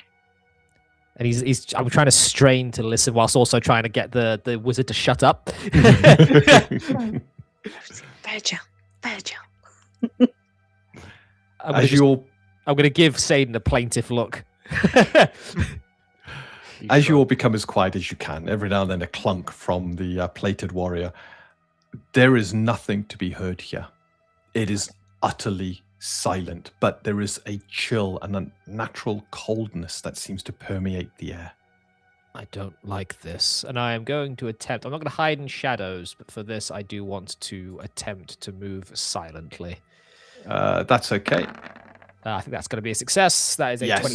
So I'm never going to be able to move silently. Well, that's what I mean. Stay there for a second. While he's doing this, I would like to perceive with my nose, because orcs are smelly creatures, and I want to, because they could be standing really, really still and not making any noise, but they still stink. So I like your way of thinking, and you give the air a good sniff, and as you do so, there is a kind of staleness in the air. There's the freshness because you're quite close to the entrance, but the air ahead of you is a very earthy. In fact, earthy is probably the closest thing. There is an earthiness in the air. Otherwise, there's no real orc stench that you can smell. Doesn't smell of orc in here. Okay, so Virgil, you've crept forward to the edge of the light, completely unheard. You can't hear anything yourself. You can't see anything yourself. Virgil is going to, with one hand, silently draw out his longsword. Yeah. Kind of have it ready, and then pull out a torch and light it in the left. Okay. Because I think I'm going to need light more than stealth at this moment. Gee, when light actually matters. We will move It a makes little bit further it up. makes things a hell of a lot more intense. Right. When you don't have dark vision. Yeah.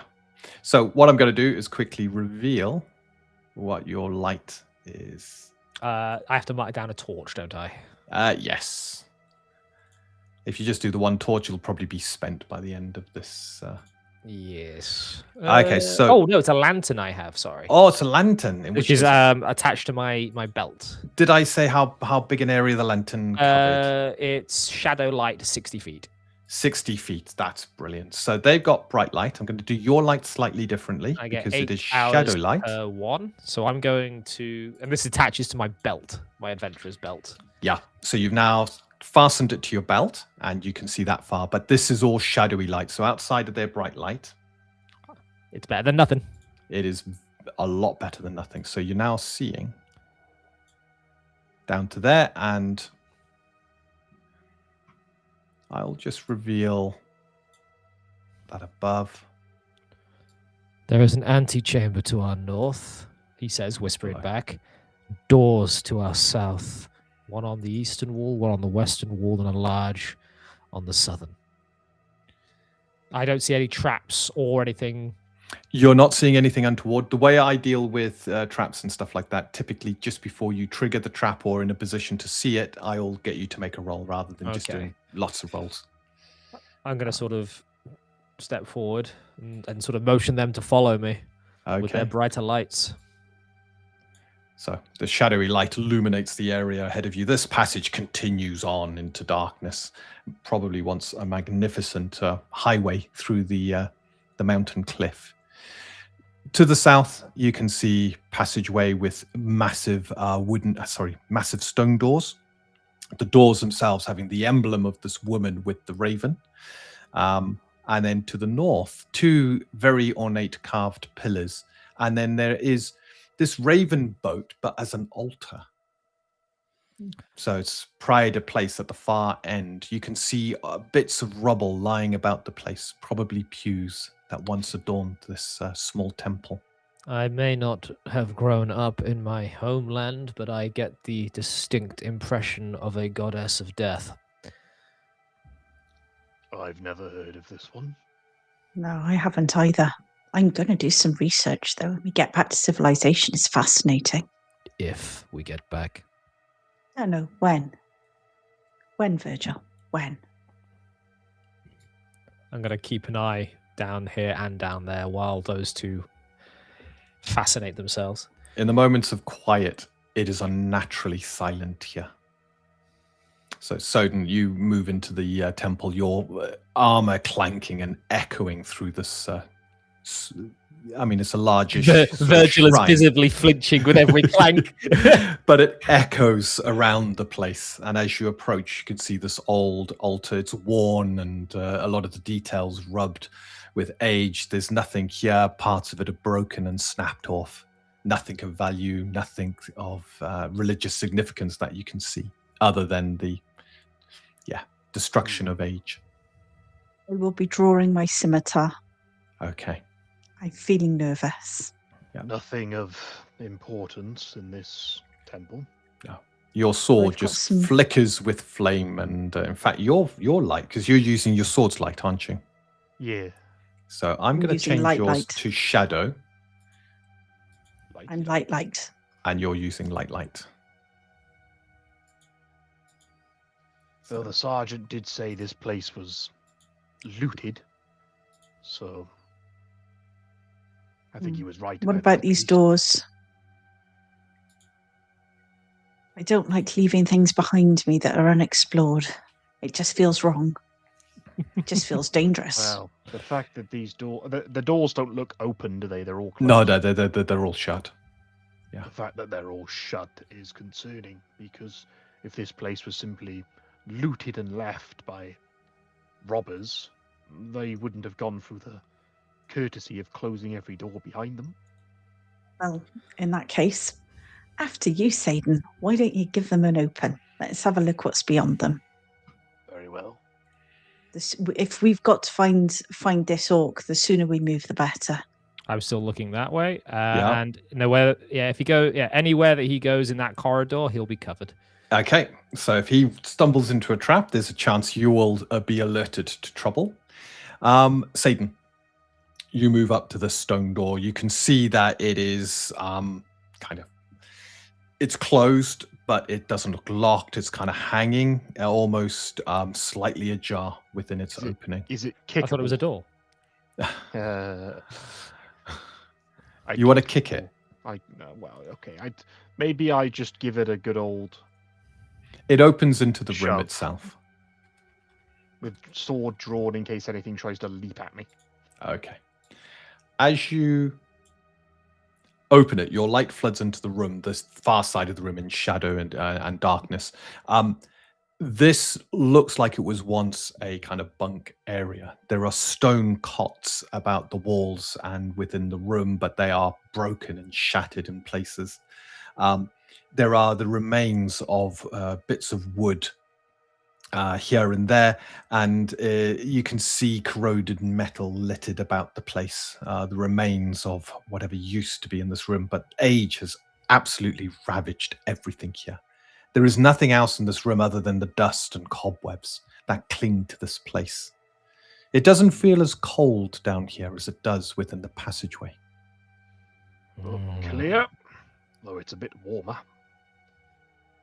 And he'll try the same on this door. And here you see another room that seems to have once been a large bed chamber. But again, it is absolutely ruined. There is nothing now but rotted wood lying in one of the corners, and the stone remains of a large bed. Seems to have been furniture in here at one point, but you're just looking at the remains, corroded metal, and again, a lot of cobwebs, and age has not been kind. There's a sort of stale smell. With that temple and these two bunk rooms, this is not like any barrow I've ever heard of. It's far from civilization. It's possible that the priesthood lived here. Possible. Strange that I've never heard of them. It's old. Very old, clearly. And I'm going to approach the double doors. Okay. He's just about. So, I'm going to move south as well, just so if something just comes around to the keep him in your Yeah. I'm just trying to make sure you've got lots of light. Okay. And then opening the double doors. Yes. The room beyond. It's a large chamber, 2 ornate pillars again. Oh, it's a Christian church. Yeah, there's nothing in there. We're going. You see 4 stone crypts within this room. In fact, you see 3. One is hidden behind the pillar. Again, there are thick cobwebs about the place, and it seems incredibly old. There is more of the strange writing around the pillars. Let's leave the dead to their rest. So detect aether is basically the closest thing to divine sense that I have in this. Is that right? Yes. So with detect aether, if there is undead around and they have been here for some time, aether becomes tainted with unlife.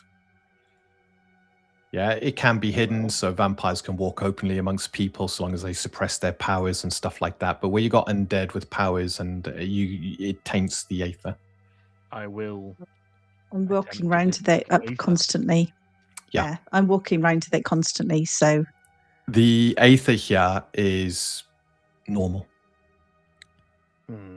Why does everything feel so foreboding? I sense just no doesn't feel right. enchantments, but I think this may be there's worth no a look. orcs here. There's no orcs here.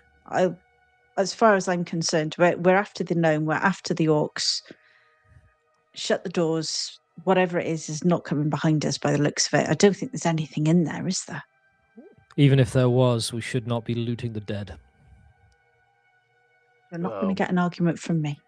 The crypts here look completely sealed still. It seems even the looters themselves that have been in this place probably multiple times over the centuries also did not wish to disturb the dead.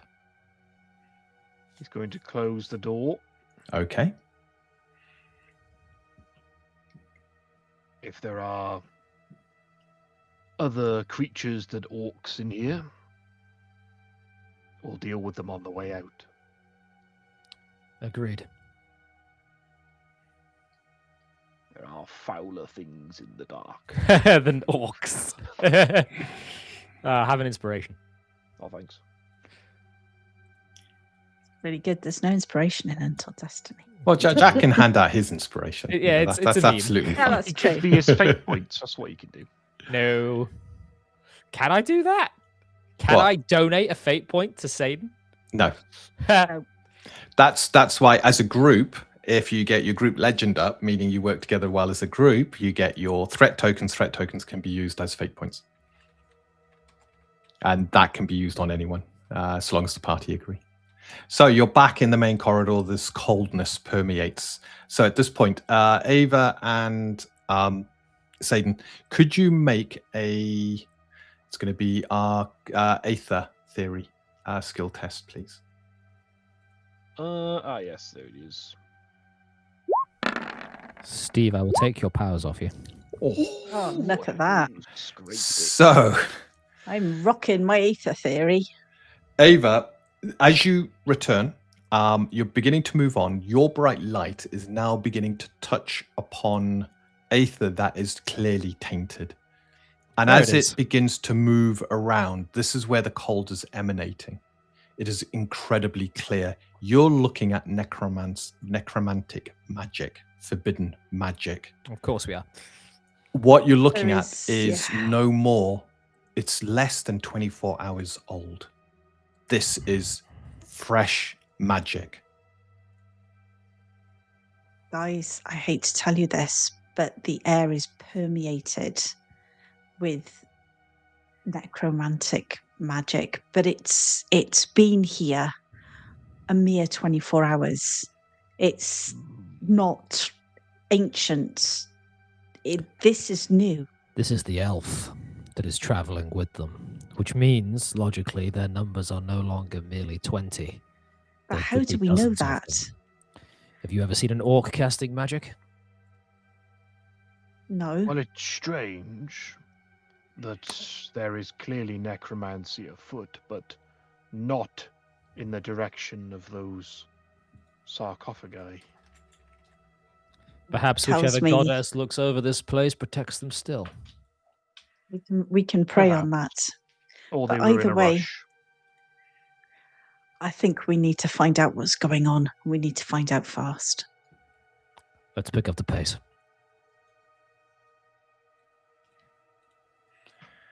Right, hang on. Our lights, they have hit impenetrable dark. I attack the dark.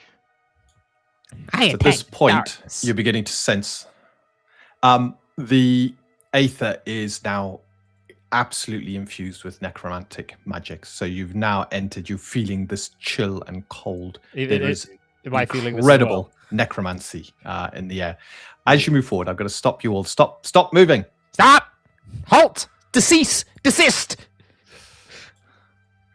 Because I've Oh. got an awkward bit to do here. Yeah? Mr. Press. Awkward bit. Awkward. Orc. Awkward. Right. Completely silent. Hang on. Oh. Within this chamber, moving around, clad in tattered, corroded armors, wielding spears by their side, you see skeletal warriors. There is no sound coming from them, and their eyes burn with a blue fire.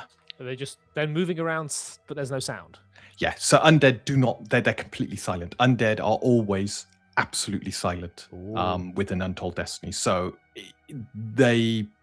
you can walk into an area and they can be a fully armored undead and it will be completely, it's unnerving, really. I don't like that. Yeah. It's the silence of death. Of course, if an undead's trying to hide it, it can make a noise. It can choose to make a noise to appear normal. But these skeletons, they're just moving around. However, it is one of them or two of them that begin to look towards you, the eyes piercing through the aether, sensing your life. Swords. And with that, they begin to move in quite quickly. Indeed. So you have uncovered some skeletons, and they seem to be intent on taking your life from you. So I'm going to bring up the initiative board. There is no surprise either way. You've been taking it incredibly carefully. So I'm just going to clear everything. Make sure you click your tokens, boys and girls. Make sure you click your tokens. I do not click my token, but I will make a note of what I roll. I've lost my initiative again, DM. Way up your page under the shield. So between your shield and your primary saves. There it is. Thank you. It's okay. I can now say technical difficulties, Jack. Yes. Well, no, I'm just an idiot. It's time. Place party. Oh, I did not mean to do that. Hang on. Oh, look, 2 it's us. seconds. Teleported. We just got stuck in confused. a Gygaxian teleportation trap. Sorry. Could you move yourselves back? Okay. Oh dear. I think we were in front of Ava, I think. Yeah. Yeah. Yeah. And the reason being, I'm on the wrong freaking thing. Right, that looks better.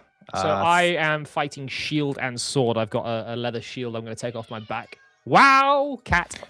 Yes, and I got an 18, so let's see how we're doing on our initiative. Oh, Ava's got the front again. I go first. Yay. I've got a +5 to initiative, and I'm just always bad. There we go. So we got the turn order. And we are ready. So, Ava, you are swift to act before Saden and Virgil can kind of do anything. What are you doing? Ooh. Can I see this one here from where I am? Sorry, I don't mean to interrupt, but can we not see anything from this direction? Oh, I will quickly mark I just want to make sure we're not going to get Absolutely. screwed. Okay. There you go. And also, what about this? Dean uncovers it. There's like 10 orcs, and we're like, good. But this is a good place to hold them. Yes. So, I'm going to move to here so that I can see that. yeah. I'm then going to do a kinetic blast. Ooh, okay. So I'm because that does blunt damage, and it will also knock it back. It needs to make a Constitution spell save.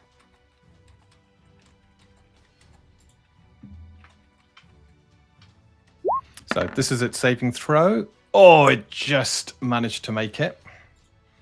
And which skeleton are you? Is it the one? This one here. That one there. Yeah. Yes. Yeah. If you right click and ping, or I think you can double. Let's just hold down the left mouse button. That's it. There we go. We're all doing it. All right. Yeah. So I still do damage, and it's still full damage because it's only the save to avoid being knocked prone. I'm going to spend a point of stamina in order to empower it. Okay, off you go. And don't forget to cross off spell point and stamina. Nice, 34. There is a blast. You see bone shatter move and back. fragment. Armor collapses in on itself. You almost take out the skeleton in one go as it rocks on its feet, barely managing to stay upright. And with that, you head back, yeah? Yep. Okay. Are you done? I am. I've done that. I've got a swift, but I'm happy for the moment. Okay. And your swift would have been movement.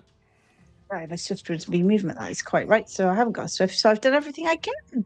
Yeah. So what I'm going to do is just move them. Have you either of you got an interrupt for something coming into melee with you? I don't believe so. I do. I don't think so. Abilities. I probably wouldn't do it right now. No, because they're not quite. In fact, that one is going to go there, and that brings it into melee with you, Eva. However, because what I could do would be exceedingly noisy. Yeah. I'm not going to do it. You're not going to do it. No. Okay. So I'm moving all the skeletons in. Only those 3 get to attack. The rest are going to have to move a bit too far. Good fireball range there. Hold a fireball now. But that is actually asking for it, isn't it? This is a lot of bony boys.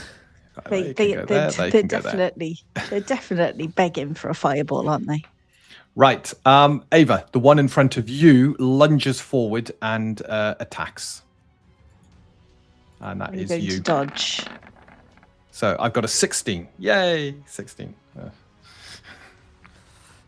Watch out, Ava. Nice.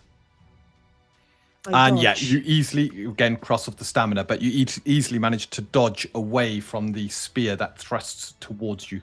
Virgil, you've got one on you. That also makes an attack with its spear. I got a 25. I will attempt to parry with my sword. Off you go. Spend the stamina. Now, if I am correct, the parry for my thing is... Where have I... So your sword has the defender keyword, and a Yes. defender gives you a boon when you parry with it. So swords are designed to be kind of thrust and parry. You're just saying the parry, the actual 2 parry, I can just roll an attack, can't I? Yeah, you just use your attack, but with a boon for... Nice. So here is the parry with a boon. Ting! And yeah, you easily parry. Any follow-ups? No? Nope. Okay, and Saden, you've got the last one making an attack against you. Oh, God. Well, someone did just put in chat that the person to die first will be Brass. Yes. Okay, so I got a crit on you again, Saden.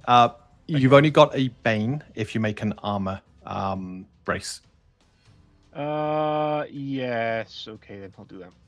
Okay. Where's my armor? It'll be at the top. Yeah, sort of strength. If you look at strength, go across from strength. Oh yeah, it's like It's this And your one. armor rating, just click on the button. It'll roll to give yourself a bane. Yeah, that's the one. 22. So you get resistance against this damage coming in.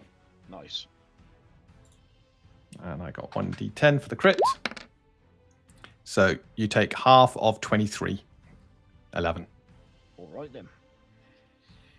Okay, so the skeleton stabs you with its spear, but there's a ching as you bring your plate armor to bear. Even though it went for kind of like a weakness within the armor, you easily deflect it to one side. The other skeletons silently move around you. The only sound you can hear is yourselves as you now shift and move, dodge, and parry. Saden and Virgil, who wants to go next? I'll allow the paladin to wreak his holy justice. Well, you know, I could smack one of these boys. I get the feeling our invoker is going to be clearing them up.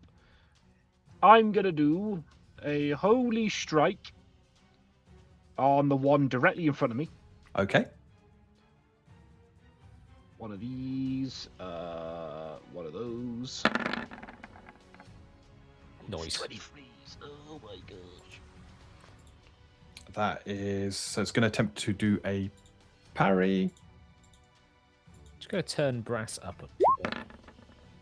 Oh, God. Of course. Yeah. No, it is again. And with that, there's a ching as the spear comes round. And in fact, I shouldn't have had the boon on that. That's a 20. So for those that are just listening, Brass was just hit by a critical hit, and then there was a critical... Was that a parry success? It's a parry success still because it's a critical Against parry. Brass, yeah. So this happens to you in every time you're a player, not a DM, Brass. I know. Every time I'm a player under level 6. Yes. Yeah. So one more level to go. you don't spend the spell point because you're not dealing damage. So the spell's not wasted. You haven't spent the spell. Oh, fair enough. Okay. You still got a swift action if there's anything you wish to do with that. Run away. Run away. No. Can't remember. Oh, it's a swift action to change my halos, isn't it? Yes. I might do Halo of Retribution then. So Ooh. creatures will Nice. take 1d8 radiant damage when I take damage from a weapon or spell attack from them. Yeah. Within however many feet, 30 feet, I think. Which is everyone. Yeah, pretty much everyone. Okay, so you change your halo. So the halo becomes this sort of an angrier glow as you're now... Fiery. Yeah, it becomes fiery, a holy fire around you. Virgil. I'm seeing this one to the south attempting to get the wizard. Yeah. I only have a Svard, which isn't going to be the best thing to use against Skelemons.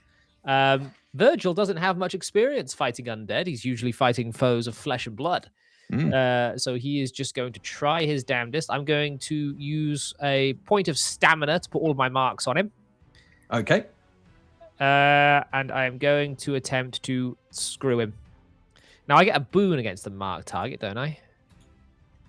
I believe you do.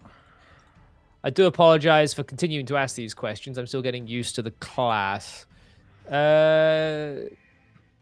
Whilst marked, I have a greater boon on all rogue skills. 1d6 weapon damage. I think it might be Invoke the Hunt. Creature is now chosen but will remain till kill. You complete arrest. You deal another d6 weapon damage.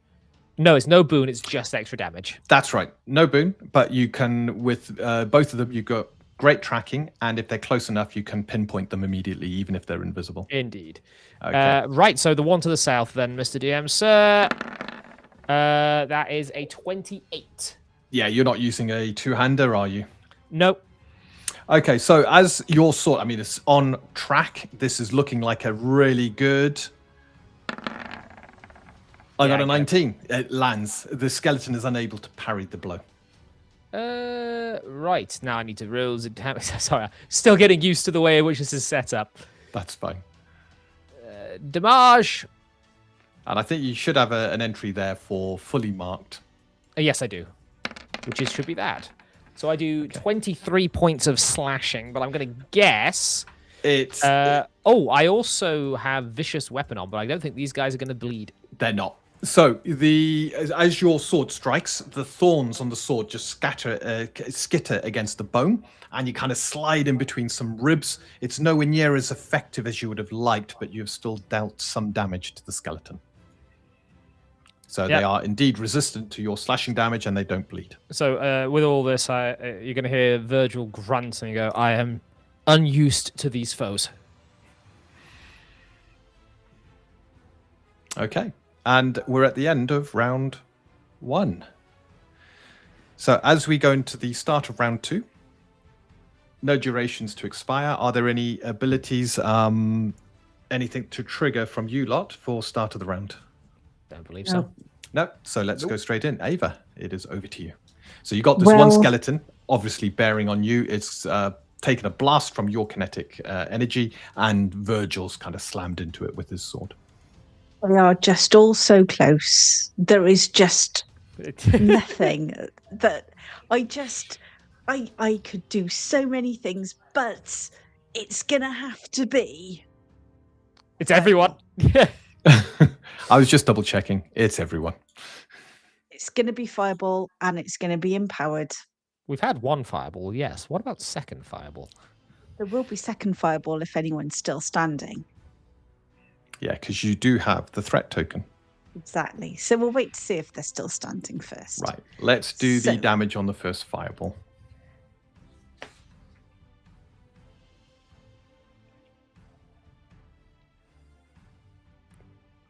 Boom. Big bada boom. Well, that's not a bad boom. That's an okay boom. 31. Not bad at all. Oof. So what I will be doing is obviously making my saving throws. And I'll start top left and then go down the lines. Okay, so the first one Dex manages breath to saves. just take half the damage. The next one. Why don't... Oh, geez, these are lucky. It's all right. Better than nothing.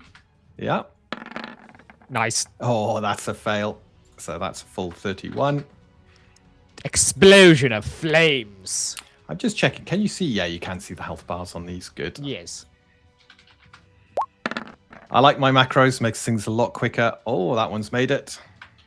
So fire is licking up around you all and not harming you, but beginning to slam into the skeletons and rip at their flesh, their bones. Flesh? Flesh. Jesus. Flesh. Their Hang on bones. a minute. Okay, so all bones popping on that one. I know that feeling. That's me in the morning. You waited till you're our age. Ooh, but that's You a good stop one there. rolling so well. It's not me. Okay. I'm not even bothering with that one. That one collapses, the bones absolutely consumed by fire, virtually turned to ash in front of you. Noise. I'm screwed. What? That's another good one there. They've only got a 1 in 4 chance of making the save, but it is on 2 dice, so it is a bit more. Well, Oh, there's another crit.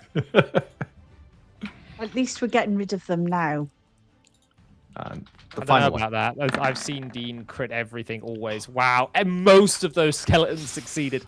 Oh, jeez. Yeah, it's you got 2 of them that were unable to protect themselves, but the others kind of rolled off with the ball of fire. The fire consuming them, kind of protecting themselves. But you've worn them down a little bit. Ava, anything else from you? Do it again. Yes, I will be using my threat token to do it again. So And you're one of the finishing your things- turn, Yes, I'm finishing my turn, so I'm not moving. and then I'm you're not using your threat token to gain an using action my before the next person. Yes.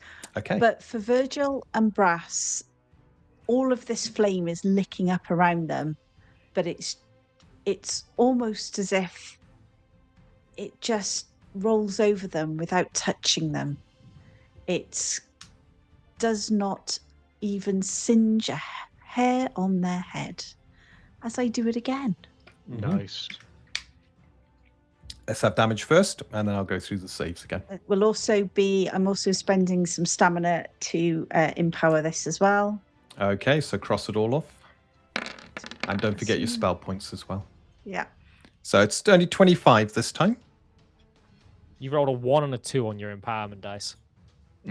Bad things happen. Yeah, I Not take for it. Dean. You only see the good that happens. Oh, see, Hey! there we go. That's 25. Well, it's helpful. It's very helpful because they resist Now you can both finish them. myself and Saden. So, Ooh. They don't resist me Oh. if I'm doing a holy strike. oh yeah. And there's another one consumed and turned to ash. Nice. Nice. That's another one badly damaged. If this one fails, it will also die. Oh, it made it though.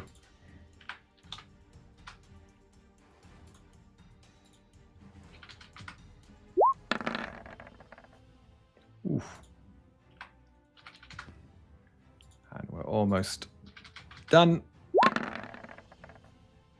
Oh, see, this time. Very, very, very effective. You found your mark. You understand their weakness. The fireball has to be a bit lower. Oh, there we go. So my question is, we've got these skeletons in front of us. 2 of them have died. What happens now? Is there any impact? Do they break morale? Is there anything there that I need to follow up with? So you need to roll now 2d6. And I'm glad you mentioned because... Nice. All right, yeah, pretty good. And you got... Oh, that's 8. So you can see the magic around them beginning to weaken as 2 of them are destroyed. So you're weakening... These are animated undead. So you're weakening the magic that's keeping them in this world. Right, Ava, you're done. I am totally done.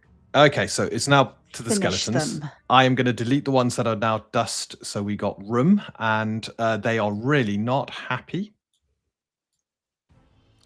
2 of them can get to you. It's just rude. So 3 of them. Very rude. Yep, 3 of them can attack you without provoking any attacks themselves. And Trying to hold the line, but there's just too many. Yeah, there's 3 on you, Ava, 2 on Virgil, 2 on Saden. So let's start with you, Ava. The first one comes in with its spear, attacking you furiously. Just double checking, furious. Yeah, that's fine. And off we go. Oof. Got a 26. I am going to be spending stamina. And I am going to be dodging that. Off you go.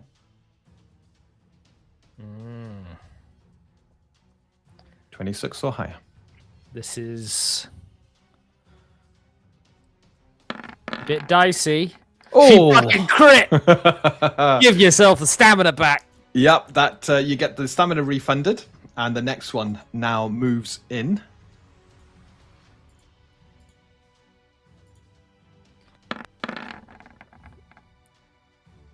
Nice. 21. So I'm forcing you to have to dodge again. I am dodging again. Do these guys just have weighted dice? Both of these 2.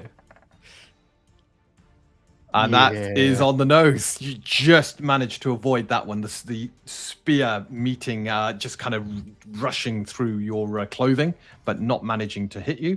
And the final one, weighted dice. Well, possibly. 25. I will also dodge this one. It's just like the Matrix. It is. I like dodge. Dodge keeps me alive. Not this time. Ooh. No, but I am an expert, and you think it's going to come into me, and...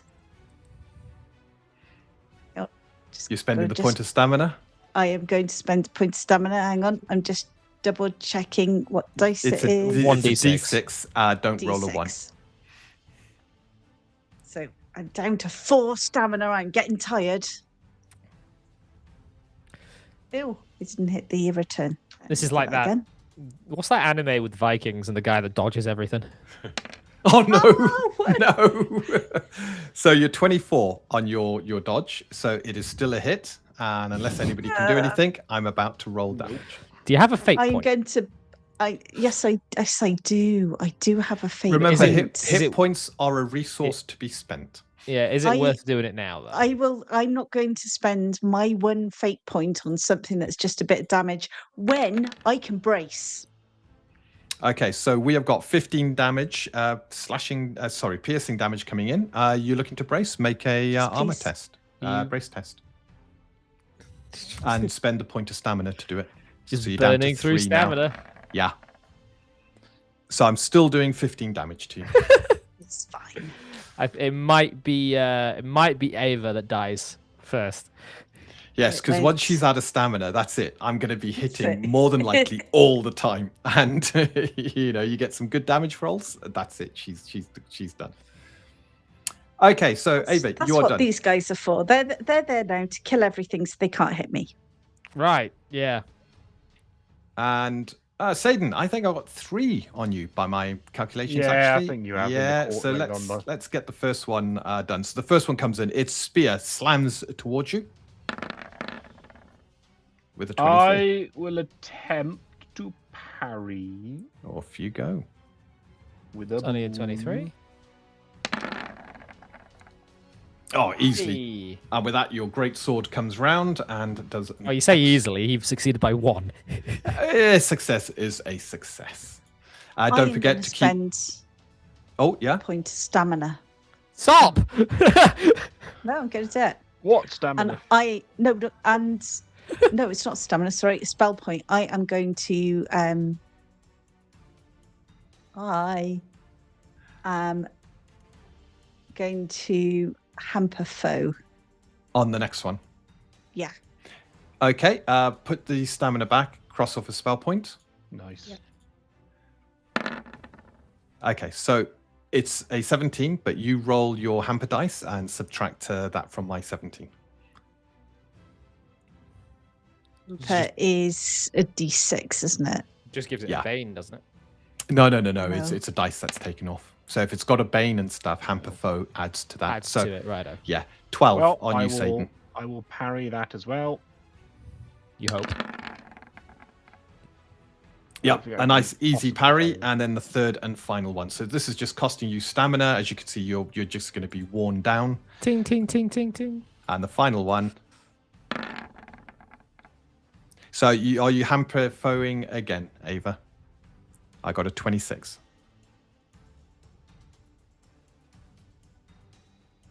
No? Okay, Saden? I said yes. I did say yes. Oh, I didn't hear. will- Oh no, it didn't come through. Didn't come through. 22. Nice. Off you Yeah, go. That makes it more parryable to an extent. Nice. And easily done. So, whilst this is going on, the spears come slamming at you, Saden. But you can see 2 of them as they come in.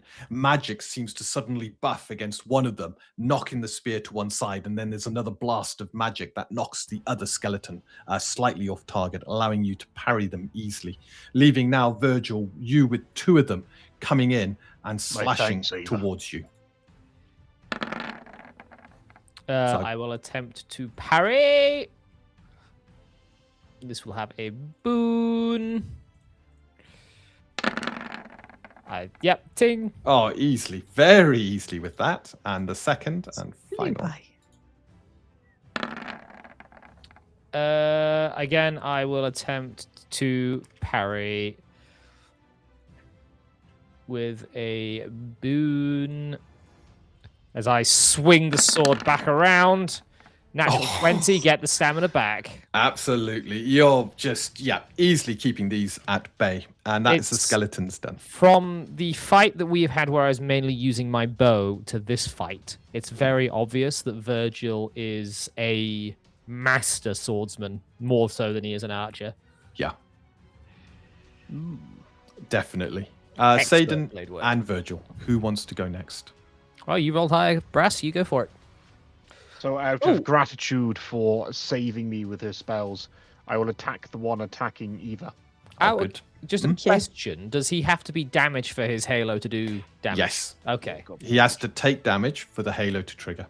Okay. 24. Ooh. Pathetic. It's not terrible. Not bad. Not bad. No, it's pathetic.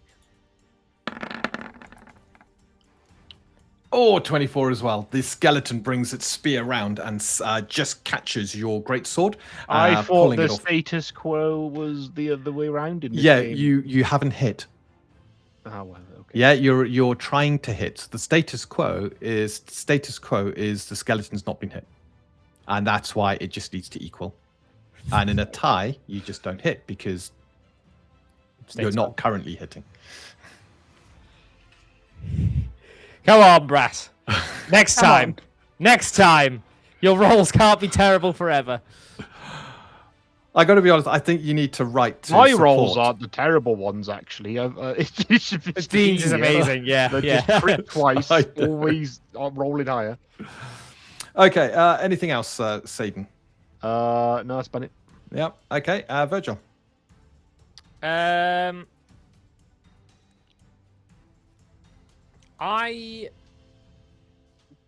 don't really have a way to... I would like to cast a spell. Okay. I'm going to try and make it as discreet as possible. But I would like to have another of... because I can focus on this instead of Nature's Stealth, which I shouldn't be focusing on right now anyway. Fortify is the 5 temporary hit points, and Restore Vigor is the healing, isn't it? That's right. I'm going to place a Restore Vigor on the wizard. Ah, but without her knowing? I'm going to attempt to do so, yes. The problem you've got there is her natural detect. Resistance will kick in. She's going And to I've be got affected by detect Aether up magic. constantly. Well, maybe she'll be polite enough not to mention it. Okay. So, Ava, with your detect Aether, you know what's going on. So it's up to you whether... Because if you don't want the spell, it just won't affect you. But if you do want to accept the spell, you can. I trust Virgil, so I will accept the spell. Virgil, you very discreetly cast the spell, believing you've got away with it. And the magic comes up on you, Ava. So you now have Fortify. Is that the one? The Restore Vigor, the one that Restore Vigor, so the healing. I believe points. it's 3 hit points at Yeah, the start of each round. Okay. And I will minus a spell point. That's me. That's you done. So we're now moving. That's round 2 into round 3. So I have got 1, 2. Oh. Did we roll 1, 2, 3? No, we haven't killed anything. 6, 7, 8. Ah, yeah, you haven't killed anything further. So I've got 8, so I take 8 off that. So the magic is now really weakening on these. So is it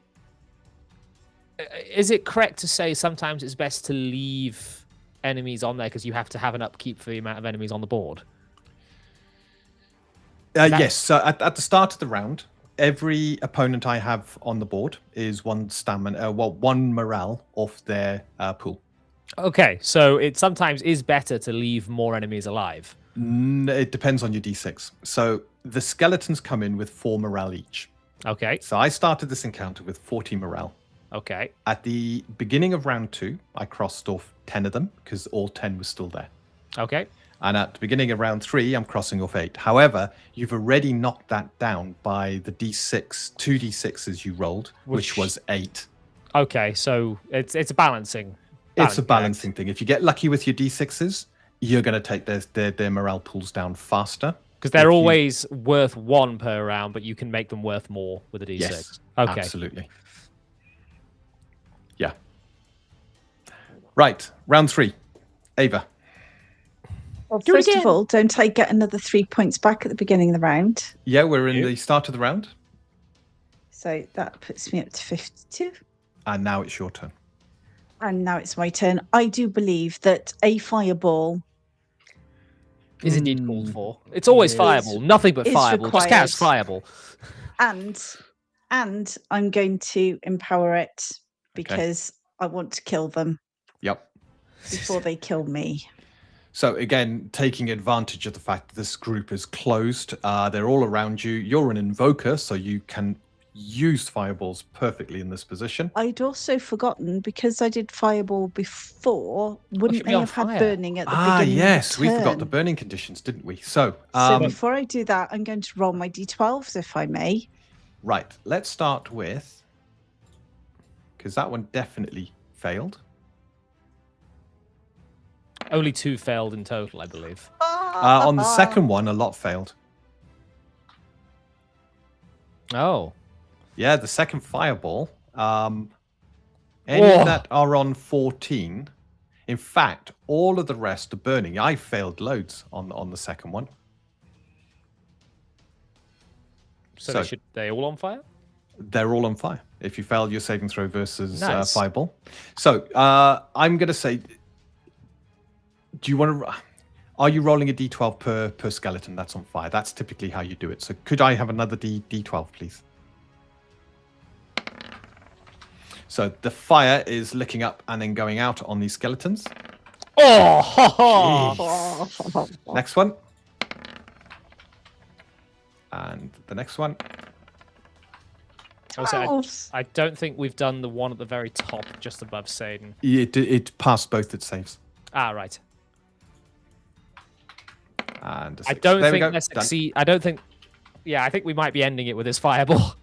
Okay, so And now, now we can fireball. do the fireball. Yeah, if you remember the second fireball, I failed loads of the saves. But the skeleton up top made both. Fireball. Fireball! Nice. 30. You've already got a 10 on that one. Okay, so I'm going to roll for the one that matters. And it's still there. Jeez. Not for long. However, I'm just deleting the rest. Could you roll? I've got 14 in the pool, and you're rolling 7d6. You might just end So it I there. So I got a real 6. Yeah. And then Okay. went. And there's no morale left in the pool, so the magic on the remaining skeleton evaporates and it collapses. into 27 pieces. points of morale damage to that one guy. Yes. There's another blast of your fireball. This was the perfect scenario to use this tactic. And the necromantic magic is ripped apart, the final skeleton just collapsing to pieces in front of you. You're now surrounded by a mixture of dust and bone.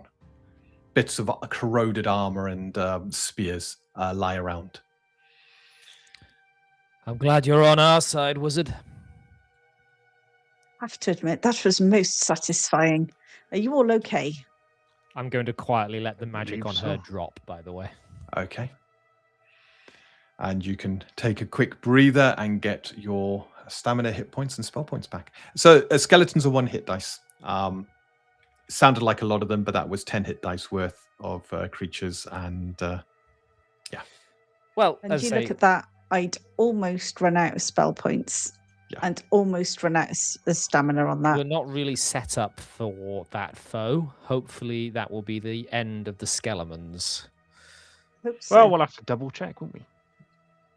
But this does Um, mean that the orcs that have come through here have the ability to raise the dead. What does so right now before we came in, we could see this. I could see the necromantic sort of aura. Yeah. Has that diminished now? It's diminished, but there is still a necromantic taint in the air.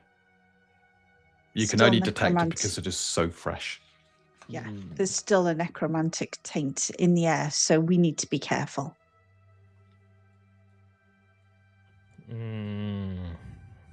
Again, I want to try and keep them both in my 60 feet aura.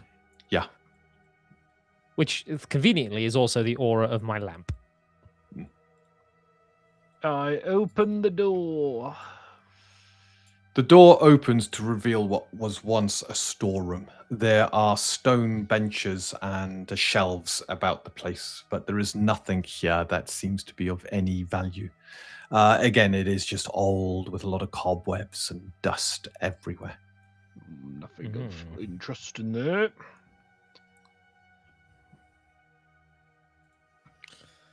Right.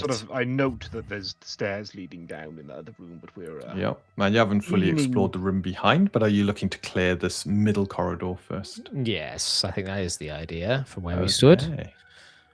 And Virgil, Oh. have you noticed have you been able to tell which way they've gone? That's a point. We're at a new crossroads, so I am going to do another tracking. I'm going to crouch down and give it another go. Before I stomp all over everything. I'll be able to tell who's who if I succeed. Yeah. This is just normal. That is a 19. I'm going to sort of shake my head. The stones just, it's obscuring your ability to envisage who has passed through here. Even having a look, it's hard to see any tracks on the stonework. Your tracking would cut through that normally. Okay, and you're pretty much revealing this room. Let's just reveal the room. So the room behind. The walls seem to have shattered in that room to the south, revealing little crypts within. Where they've obviously been raised. Is this just a dead end? Sorry. Heading up here, it is not a dead end. It continues. Ava, don't get left behind. It's all right. I was too busy reading the chat. Well, don't step out of place either, because you'll use it against us again. So you're beginning to see another set of arches leading up and down, and it is here you can just about see the silvery light ahead of you of the moons. If we can exit the other side of this place, we can at least see if they have left. If not, we can turn back in. Very It good. seems like a sensible idea. Okay. So what I will do is reveal that. Nothing untoward in either of those. So as you approach this crossroad, the room to the north has a massive pillar in the middle, a small arrow slit on the one side, and then 3 stone doors leading out to the north. Again, the carvings of this maiden and her raven. To the south, another pillar, and then these sort of stalls and a stone door, but the door is got the emblem of horses upon it. Is this the door here? Hang on. Yeah. Oh, there. Okay. Is this a trap or is this a defense that is abandoned up here? Don't know, but there's also another. If I arrow yes, slit okay. They're on there. facing outwards, so it is actually a Yeah. So this side is where you would typically be firing from. Yes, I think these are the wrong way around, though. I think the it should be the other way, should it? Yeah, because the idea is it's the narrow part blocks the projectiles out, but the wide part gives you angles to fire from. See, I always saw it from you've got the narrow part to defend from, but it's wider so that you've got the field angle of fire shooting out. I'm pretty sure it's... Well, the ones in the castle where I live are, as Jack said, you got the wide part because sometimes there's a shelf that the archer sort of sits in as well, in the wall. Either way. You gotta remember, it's like if an arrow's coming up, if it's got that sort of tunnel to go into, it'll actually guide the projectile into the it could slit. skitter into the... Yeah. Okay. I'll remember for next time. History. So ahead of you, there are these massive portcullises that are in a down position. And beyond that, you're beginning to see the mountainside, this sort of gorge bathed in silvery light from the moons. Can I see any tracks from where I am and get the boon? So you're not going to be able to get the boon, but you can make another tracking at the portcullis if you want, because you're then far enough away. Other stuff has happened, so you're allowed another tracking test. Let's see, because I can't quite get out, so we'll see what this reveals to me. I've only got a +9 to this roll, by the way. Natural 20. Okay, so you start to do tracking at this point, and it's now you're kind of looking beyond the portcullis. You're seeing the disturbance of rock and gravel out there. This is going to be barren territory when you get beyond. So again, it's not wilderness, it's barren. But the Shadow Aether begins to feed back what has happened. You get a vision of this group of orcs, the one ogre, coming through here. The portcullis, you have a look around, the telltale signs. This portcullis has only recently been dropped. It was up when they came through. They stopped just beyond the portcullis. Conversations seem to happen, but of course your tracking won't pick that up. You just know by the movements, the disturbance, that they milled here for a period of time. And then the portcullis came down. And then looking at where the feet are, looking at how the Shadow Aether has been tainted, it feels like the elf did something powerful. And then the group moved on. With the gnome in tow. However, there are only 17 other orcs now, not 18. Is the big guy with them? Yeah, the big guy's still with them, and 17 others rather than 18 other orcs. I'm going to turn back to them and very quietly explain the following. They have still got the gnome. They left here. They shut the portcullis behind them. There was some powerful magic cast by the elf. One orc remained behind. He must be somewhere within this complex. Or he was sacrificed in whatever magic the elf was casting. No, only 17 orcs passed this way. So the portcullis is down at the moment. Yeah. Yes, they closed it behind them. Well, someone Okay. would have had to have closed it from within, surely. And that would be our missing orc. Yeah. Do we We see find- a winch in either of these rooms, or we like? Maybe There are it's up two. here. There's 3 doors up there and a door to the south. Well, the south is clearly a stable of some kind, I think. So we're going to head up this one. Let's have a Righto. look. Anything interesting out the arrow slit? Absolutely. Let me show you. Don't get left behind, wizard. So you're looking at a long chamber. So where you are, you're looking at the roof of this chamber, and there are these massive sort of chains that are attached to counterweights and loop up and seem to go through the roof, where they obviously link with this portcullis. As you look down, though, this chamber drops another 20 feet to the bottom. And you can just about see, with your light filtering through the counterweight, some of the counterweights at the bottom, and then some massive wheels that interact with the apparatus to lower or raise the portcullis. So we need to go up. You're at the top of this chamber, and Yeah. you're looking down to the bottom within the void area. But you've also said that the chains go upward as well. No, No, You're- I'm you're at the misunderstanding. ceiling. Sorry. you're at the ceiling. The chains go down, and there are counterweights. So the weights are in various positions. Were these right are now. these stairs down, not up? Then Yeah, I think the stairs are going Those down. stairs Yeah, are those, down. those stairs Okay, are down. I misunderstood. So stairs are down, which means we need Yeah. to go down to raise the cult. That is downward stairs, isn't it? Because it's Yeah. definitely. Here's me giving you lectures on arrow slits. I know. Can't tell your stairs from one stair to another.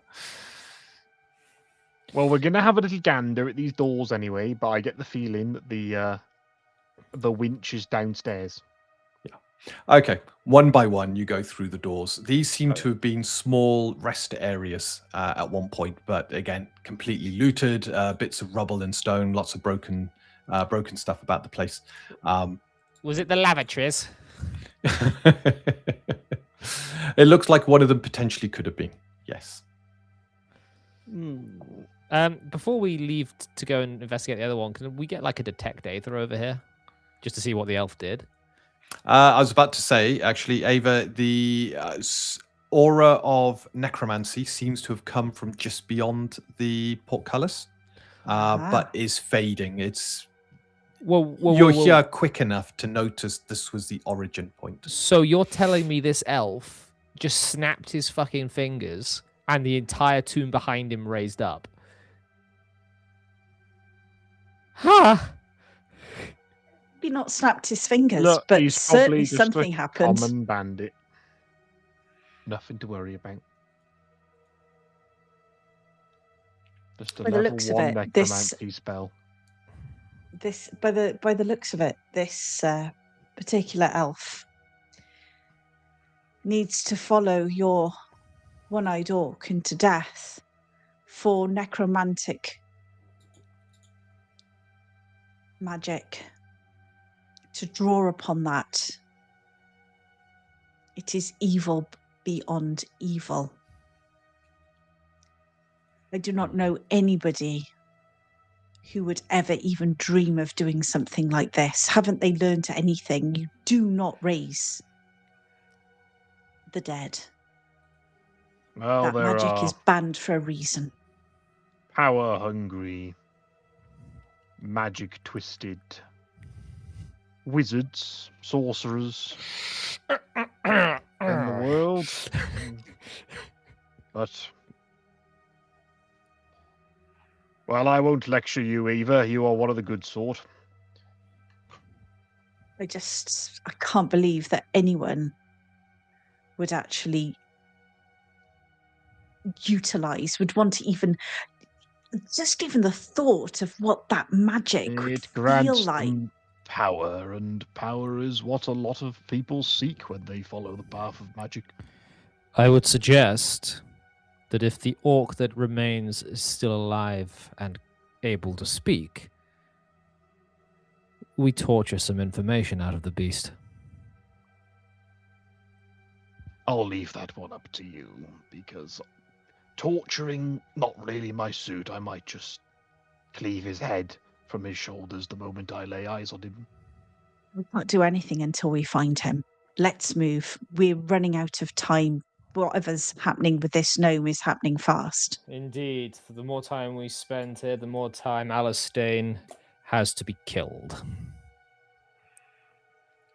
More stables. All stables. Old. Yeah. Well, let us head I'm downstairs. I'm assuming, looking through here, we've got another portcullis thingy me blobby. Oh yeah, good point. Actually. There we go. Yeah. Excellent. Shall we head towards the stairs? Aye, to the stairs we go. So, with only one way down into this place, you head to the stairs. Talk about railroading, am I right, guys? I know. It's terrible, isn't it? I don't want to go up the stairs. Who's going down first? Not me. I will hand my lantern to. Oh, you know what? It's not going to matter actually because they don't make.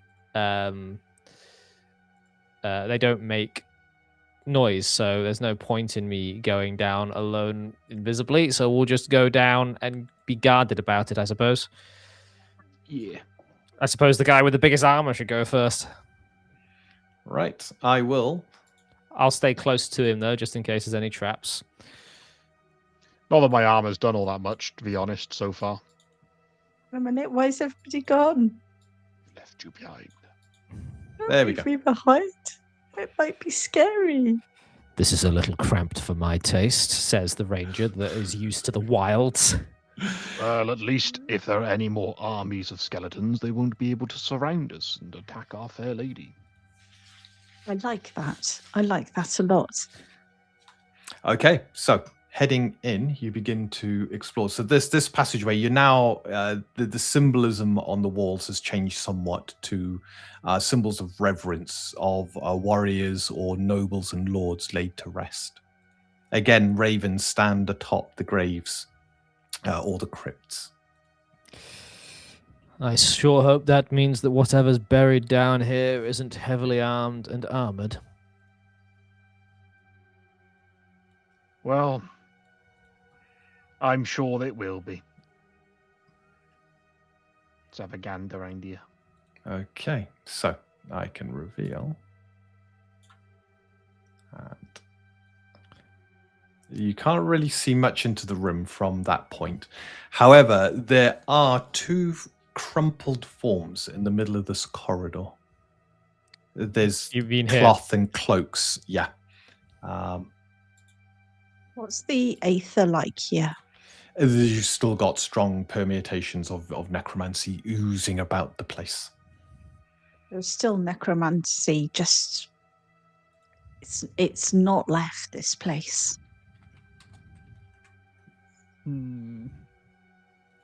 These crumpled forms.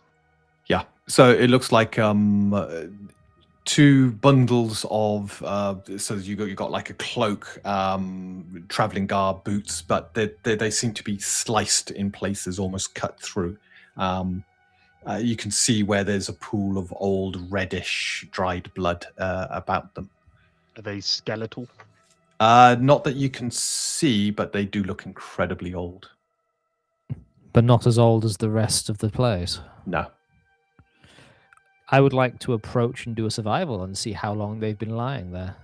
Okay. As you approach, stop there. I'm going to ask for one thing first. Could you make a find remove traps with a boon? Uh-huh.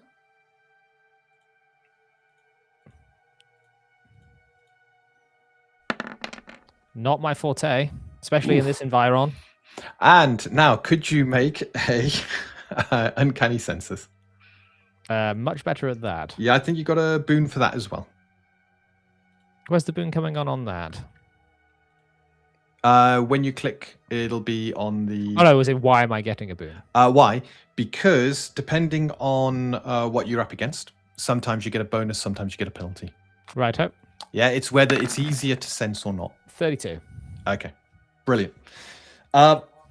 You're about to step towards the figures, and where you are there, you kind of get the hairs back of your neck go up. You feel you're about to go into incredible danger, and with that, you step back. And I'm going to sort of put a hand back and say, trap? Question mark. Sort of at the end of that. I'm not sure, but there is danger ahead. Do not go beyond this point. I get the feeling we're probably going to have to at some point. But let's have a look around this other corner first. Very well.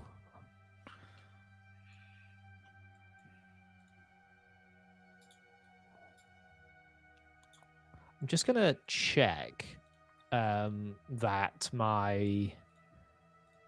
Because I have my uncanny reach. Yeah, I don't have to be able to see him. It's just when he's within 60 feet of me. Yeah. So if Saden goes round the corner and is about to end up in danger, you get that sense. Yes. So obviously, if he's not in a position to hear you, you got no way of alerting him, but you know he's about to meet his end. Meet his end. Fuck me. It's a power word kill. Okay, so a chamber with another one of these pillars up ahead. And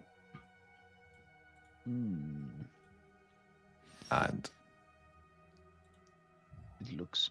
No crumpled forms around here, is there? No, nothing.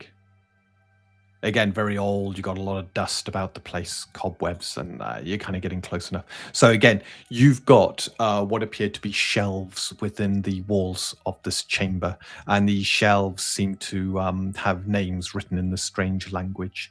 There's a lot that are empty, that are blank, but there's a load that have these names. A couple of them here and there seem to be broken or have the coverings missing, and you can see the kind of mummified remains of something within, sort of slid within the cavity in the wall.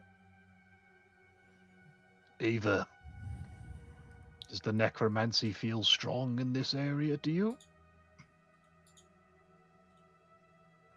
It's How does the it same. feel? Same. Yeah. It's not changed. It just seems to be the same sort of levels. It's just permeating everything. Well, last time we ran into the undead, it increased dramatically just before we encountered them. It did indeed, but it doesn't feel like that. It just feels like it's almost as if this whole place is infected. It's very disturbing. Tell me this, Ava. Amongst your kind, those that weave the aether into spells, how many of them could pull such a feat off? What is the level of power this elf possesses, do you think? Let me see if I can focus. Dean, I'm going to focus on the aura of magic. I'm going to focus on the aether. How strong is it? What do I think? Power scale. Is it solar require? system level? Is it planetary level? Is it mountain level? Okay, so this is going to be a sweet. spellcraft at this point because you're dealing with magic, a spell. Could you make a spellcraft? You have a Bane on this test.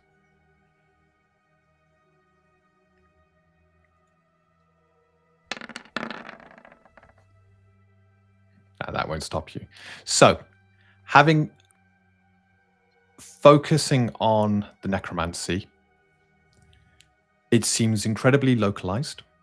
So the spell doesn't seem to be designed to go beyond pretty much this place. The way the weave is working, I say the weave, Jesus, that's taking me back to the way the aether is flowing.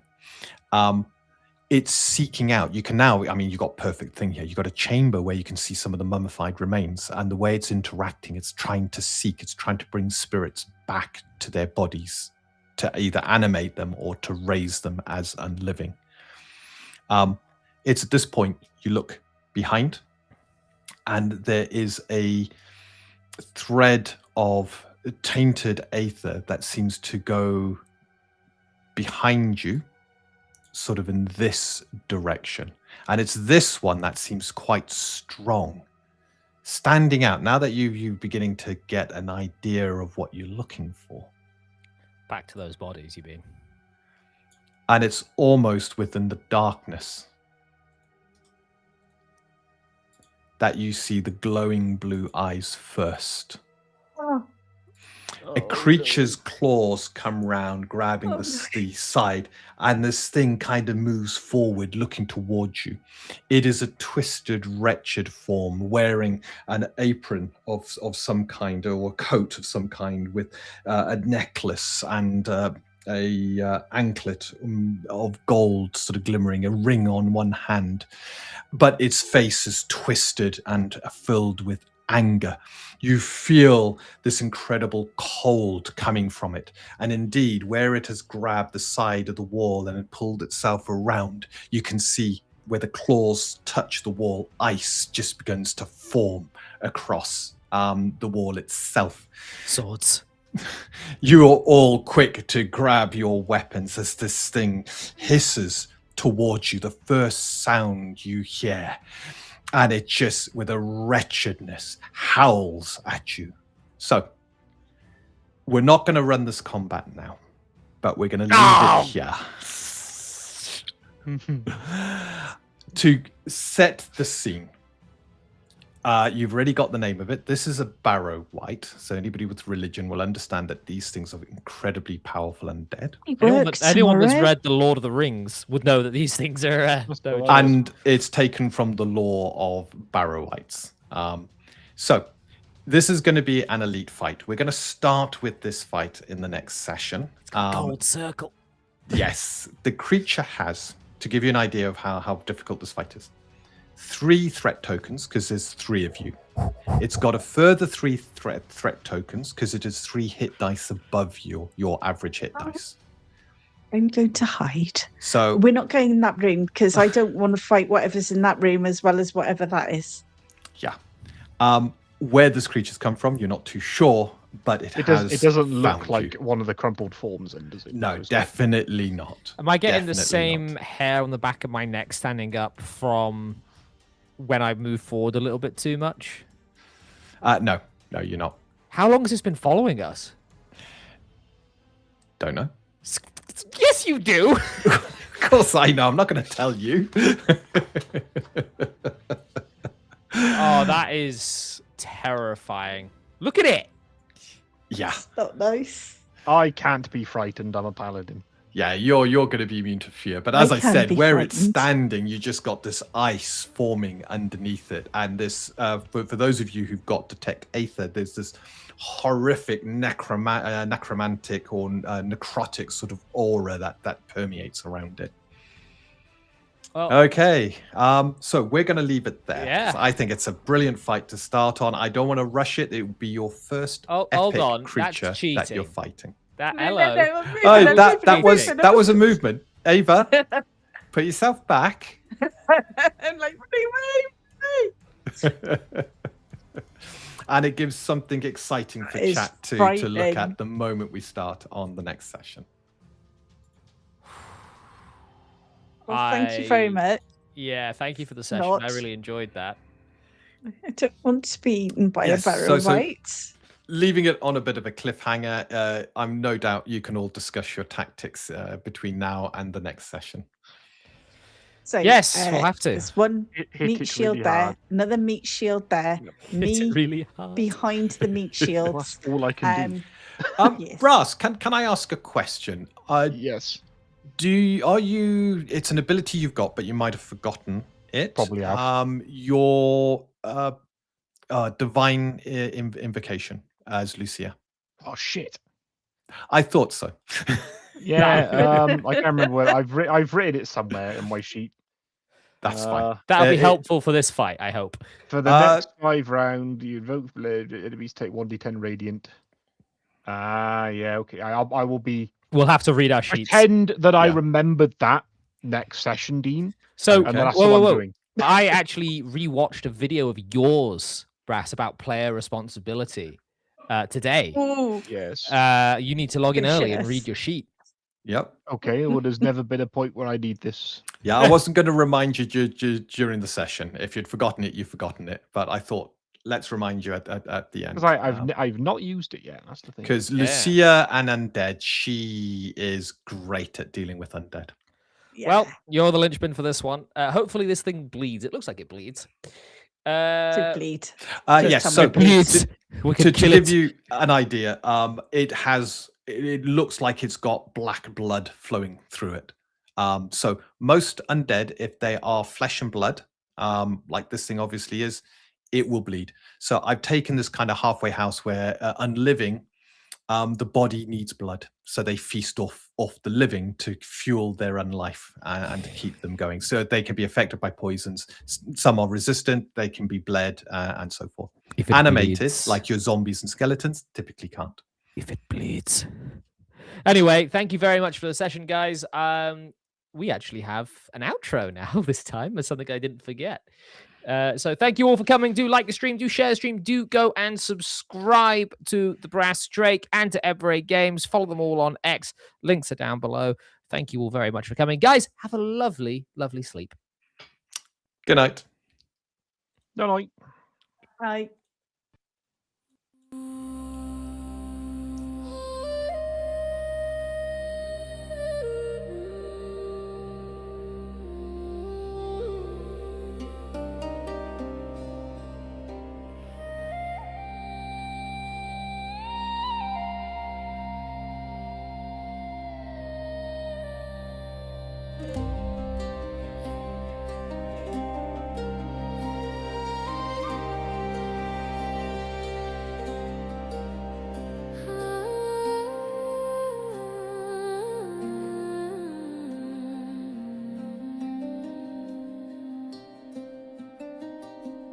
When stars stand watch over deepening night, a lady walks in silver light.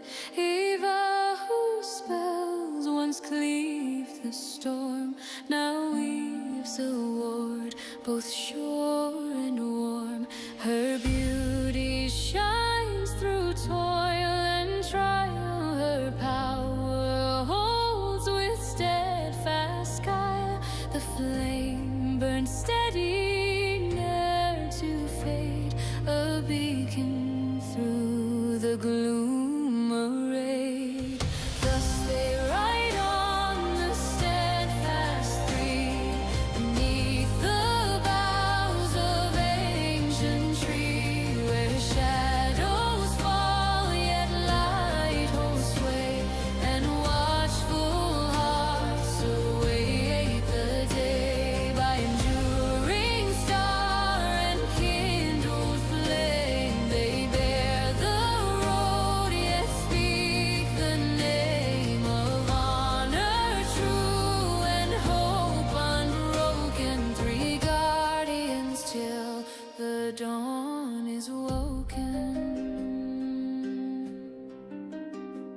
His steed stands firm on hallowed ground, the knight in mail with purpose bound.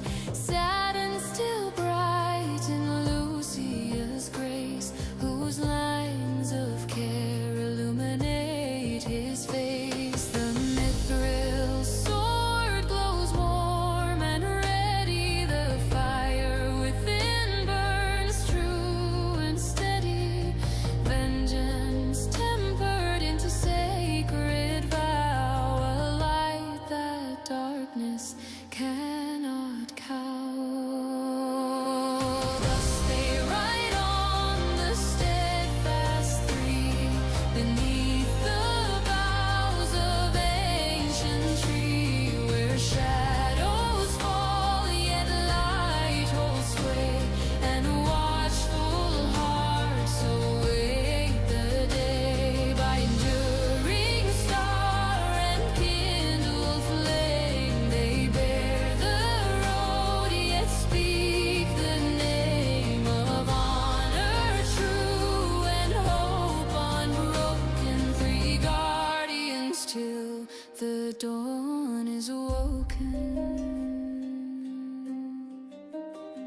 From wilds untrod where exile dwells, the ranger comes through mist and fells.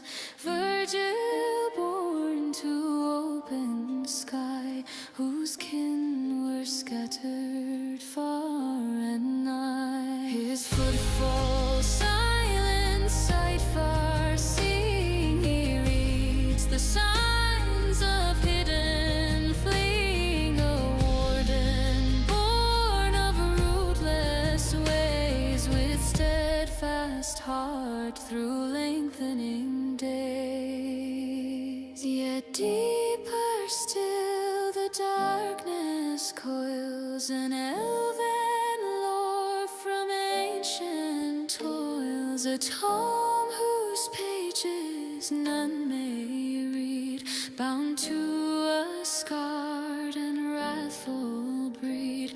Twin eyes upon the standard gleam, one bright, one marred in shadow dream, but valiant hearts in fellowship right shall pierce the veil and claim the light.